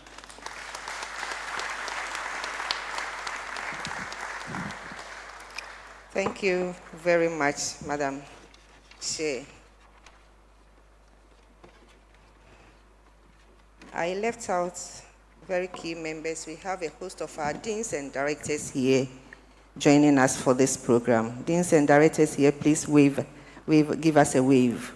All deans and directors. I can see Prof. Bawuli, Prof. Korte, and others. Thank you. And the Dean of International Programs as well. We also have University of Ghana members of council here representing. Council members, please, can you give us a wave? Thank you very, very much. We are very grateful.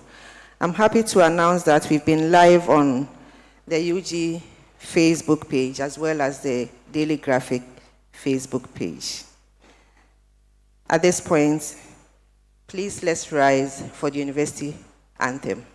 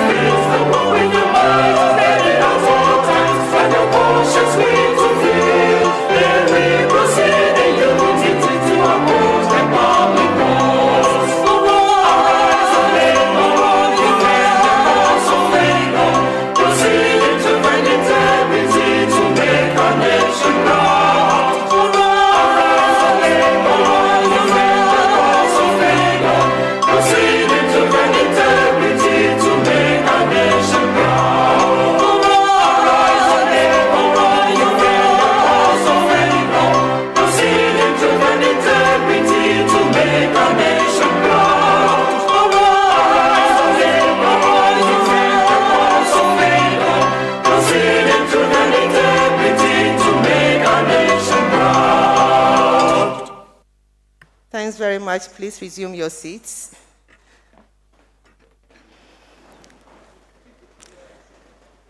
And let's now receive Mrs. Regina Afaribuatin, School Administrator at the School of Continuing and Distance Education, who will deliver the vote of thanks. Please let's receive her with a loud round of applause.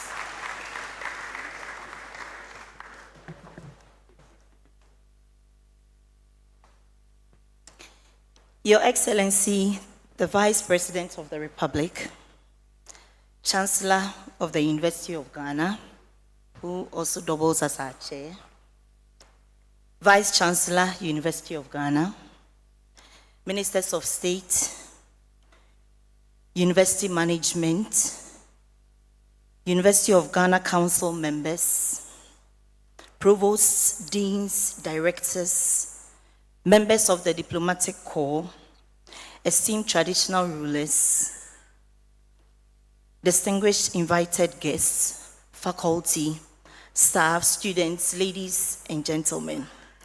It is both a privilege and an honor for me to extend our heartfelt gratitude for your presence and participation in this momentous occasion. We are sincerely grateful to the Most High God for seeing us through the opening of yet another annual New Year School and Conference. Our profound appreciation goes to our special guest of honor, Her Excellency, the Vice President of the Republic of Ghana. Your Excellency, thank you very much for gracing this event with your esteemed presence. Your vision and assured commitment to improving the economic development of our country inspires us. Your words today have not only elevated the significance of this gathering, but also ignited a renewed sense of purpose in each of us. We are grateful. I extend our sincere appreciation to the Vice Chancellor of the University of Ghana. To the Chancellor of the University of Ghana, Mrs. Mary Chenry Hesse, for chairing the program. Madam Chancellor, you do this for us year after year, and we do not take it for granted. Thank you very much.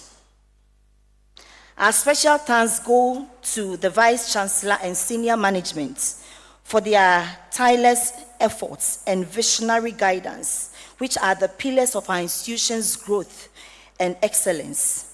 Thank you for creating an environment where innovation, learning, and inclusivity thrive.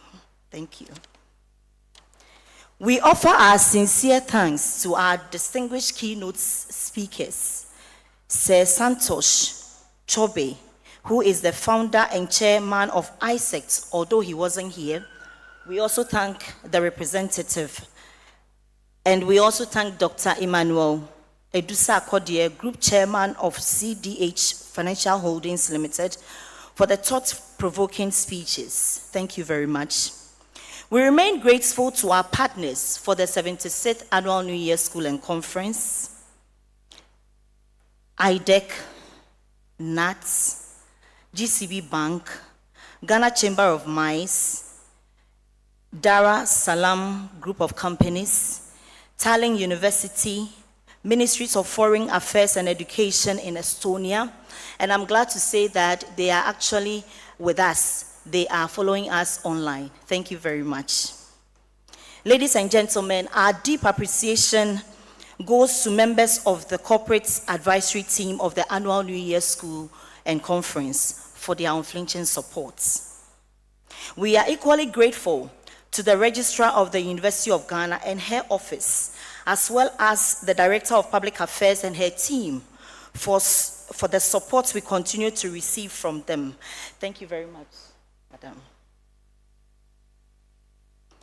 Your Excellency, Madam Chair, permit me to acknowledge the hard work put into the organization of the 76th Annual New Year School and Conference by the Planning Committee, whose hard work behind the scenes has made this event a success. Planning Committee, your attention to detail and seamless coordination are remarkable. Thank you very much. A big thanks go to the Provost of the College of Education, Professor Samuel Ni Adekujo, and the College Registrar, Mr. Joseph Ojoinkansa, for the unflinching support. I'm glad to say that whenever we put our requests in, the Provost, supported by the College Registrar, attends to our requests immediately. Thank you very much, sir. Thank you, Professor Olivia Kwapong, the Dean of the School of Continuing and Distance Education, for your leadership and direction. The Executive Director of the Annual New Year School and Conference, Dr. Andrew Doche, the Director and Co-Director of the Annual New Year School and Conference, Dr. Simon Peter Aheto, and Dr. Ama Edumafo. Thank you very much for all the efforts you continue to put into the Annual New Year School and Conference. We register our appreciation to all government officials, members of the diplomatic corps, and all other invited guests for honoring us with your presence. I can't end without expressing our gratitude to members of the university community, university officials, faculty, staff, alumni, and students. Thank you all for your time. I take this opportunity to thank all participants of the 76th Annual New Year School and Conference for registering to be part of this year's school and conference. Without you, there won't be any conference. Thank you very much. Before I leave, I would like to say that Dr. Edu Sarkodie, it may be long, it may take a long time, but heaven knows that we will get there. Once again, thank you all very much, and see you at the conference.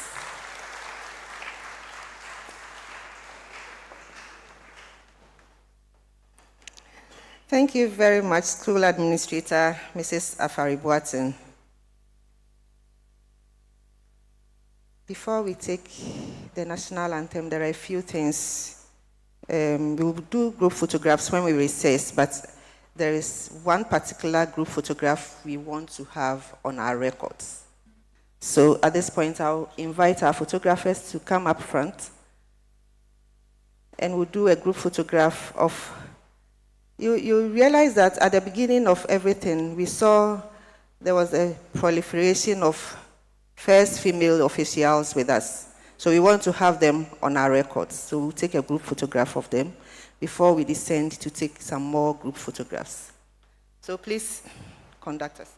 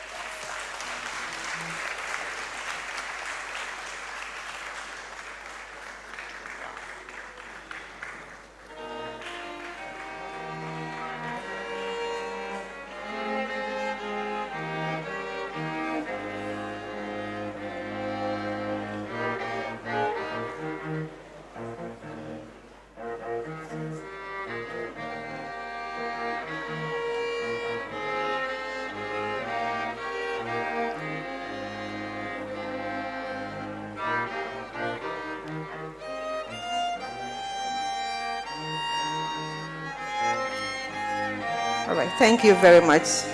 Thank you.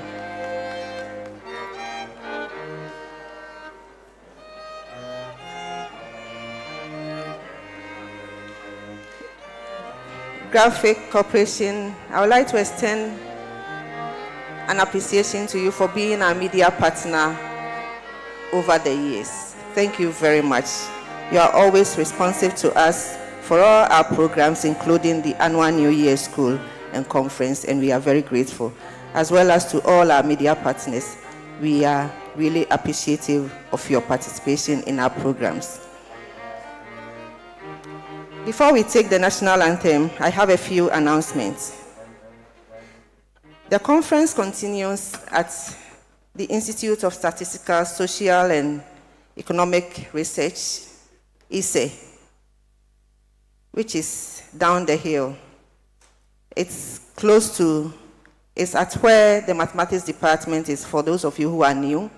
It's at where the mathematics department is. Mathematics department is a very popular place as well as ISE itself.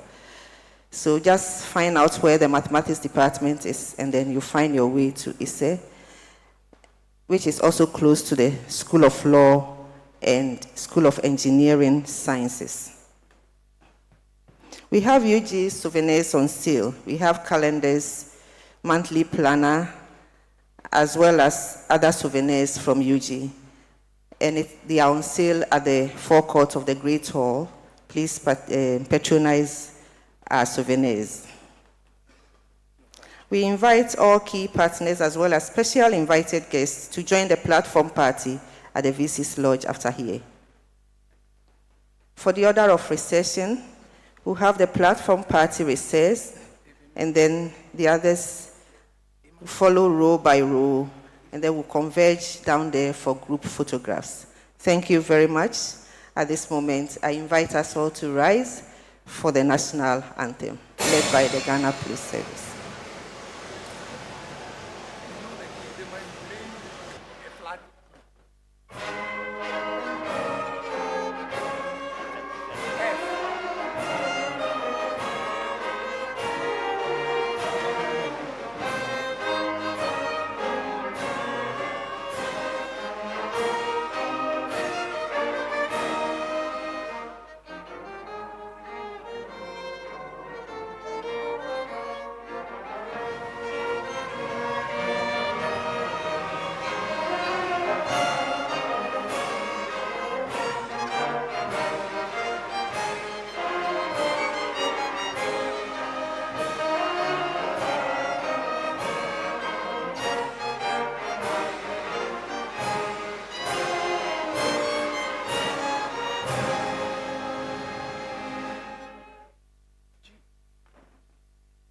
We shall remain standing for the platform party to recess.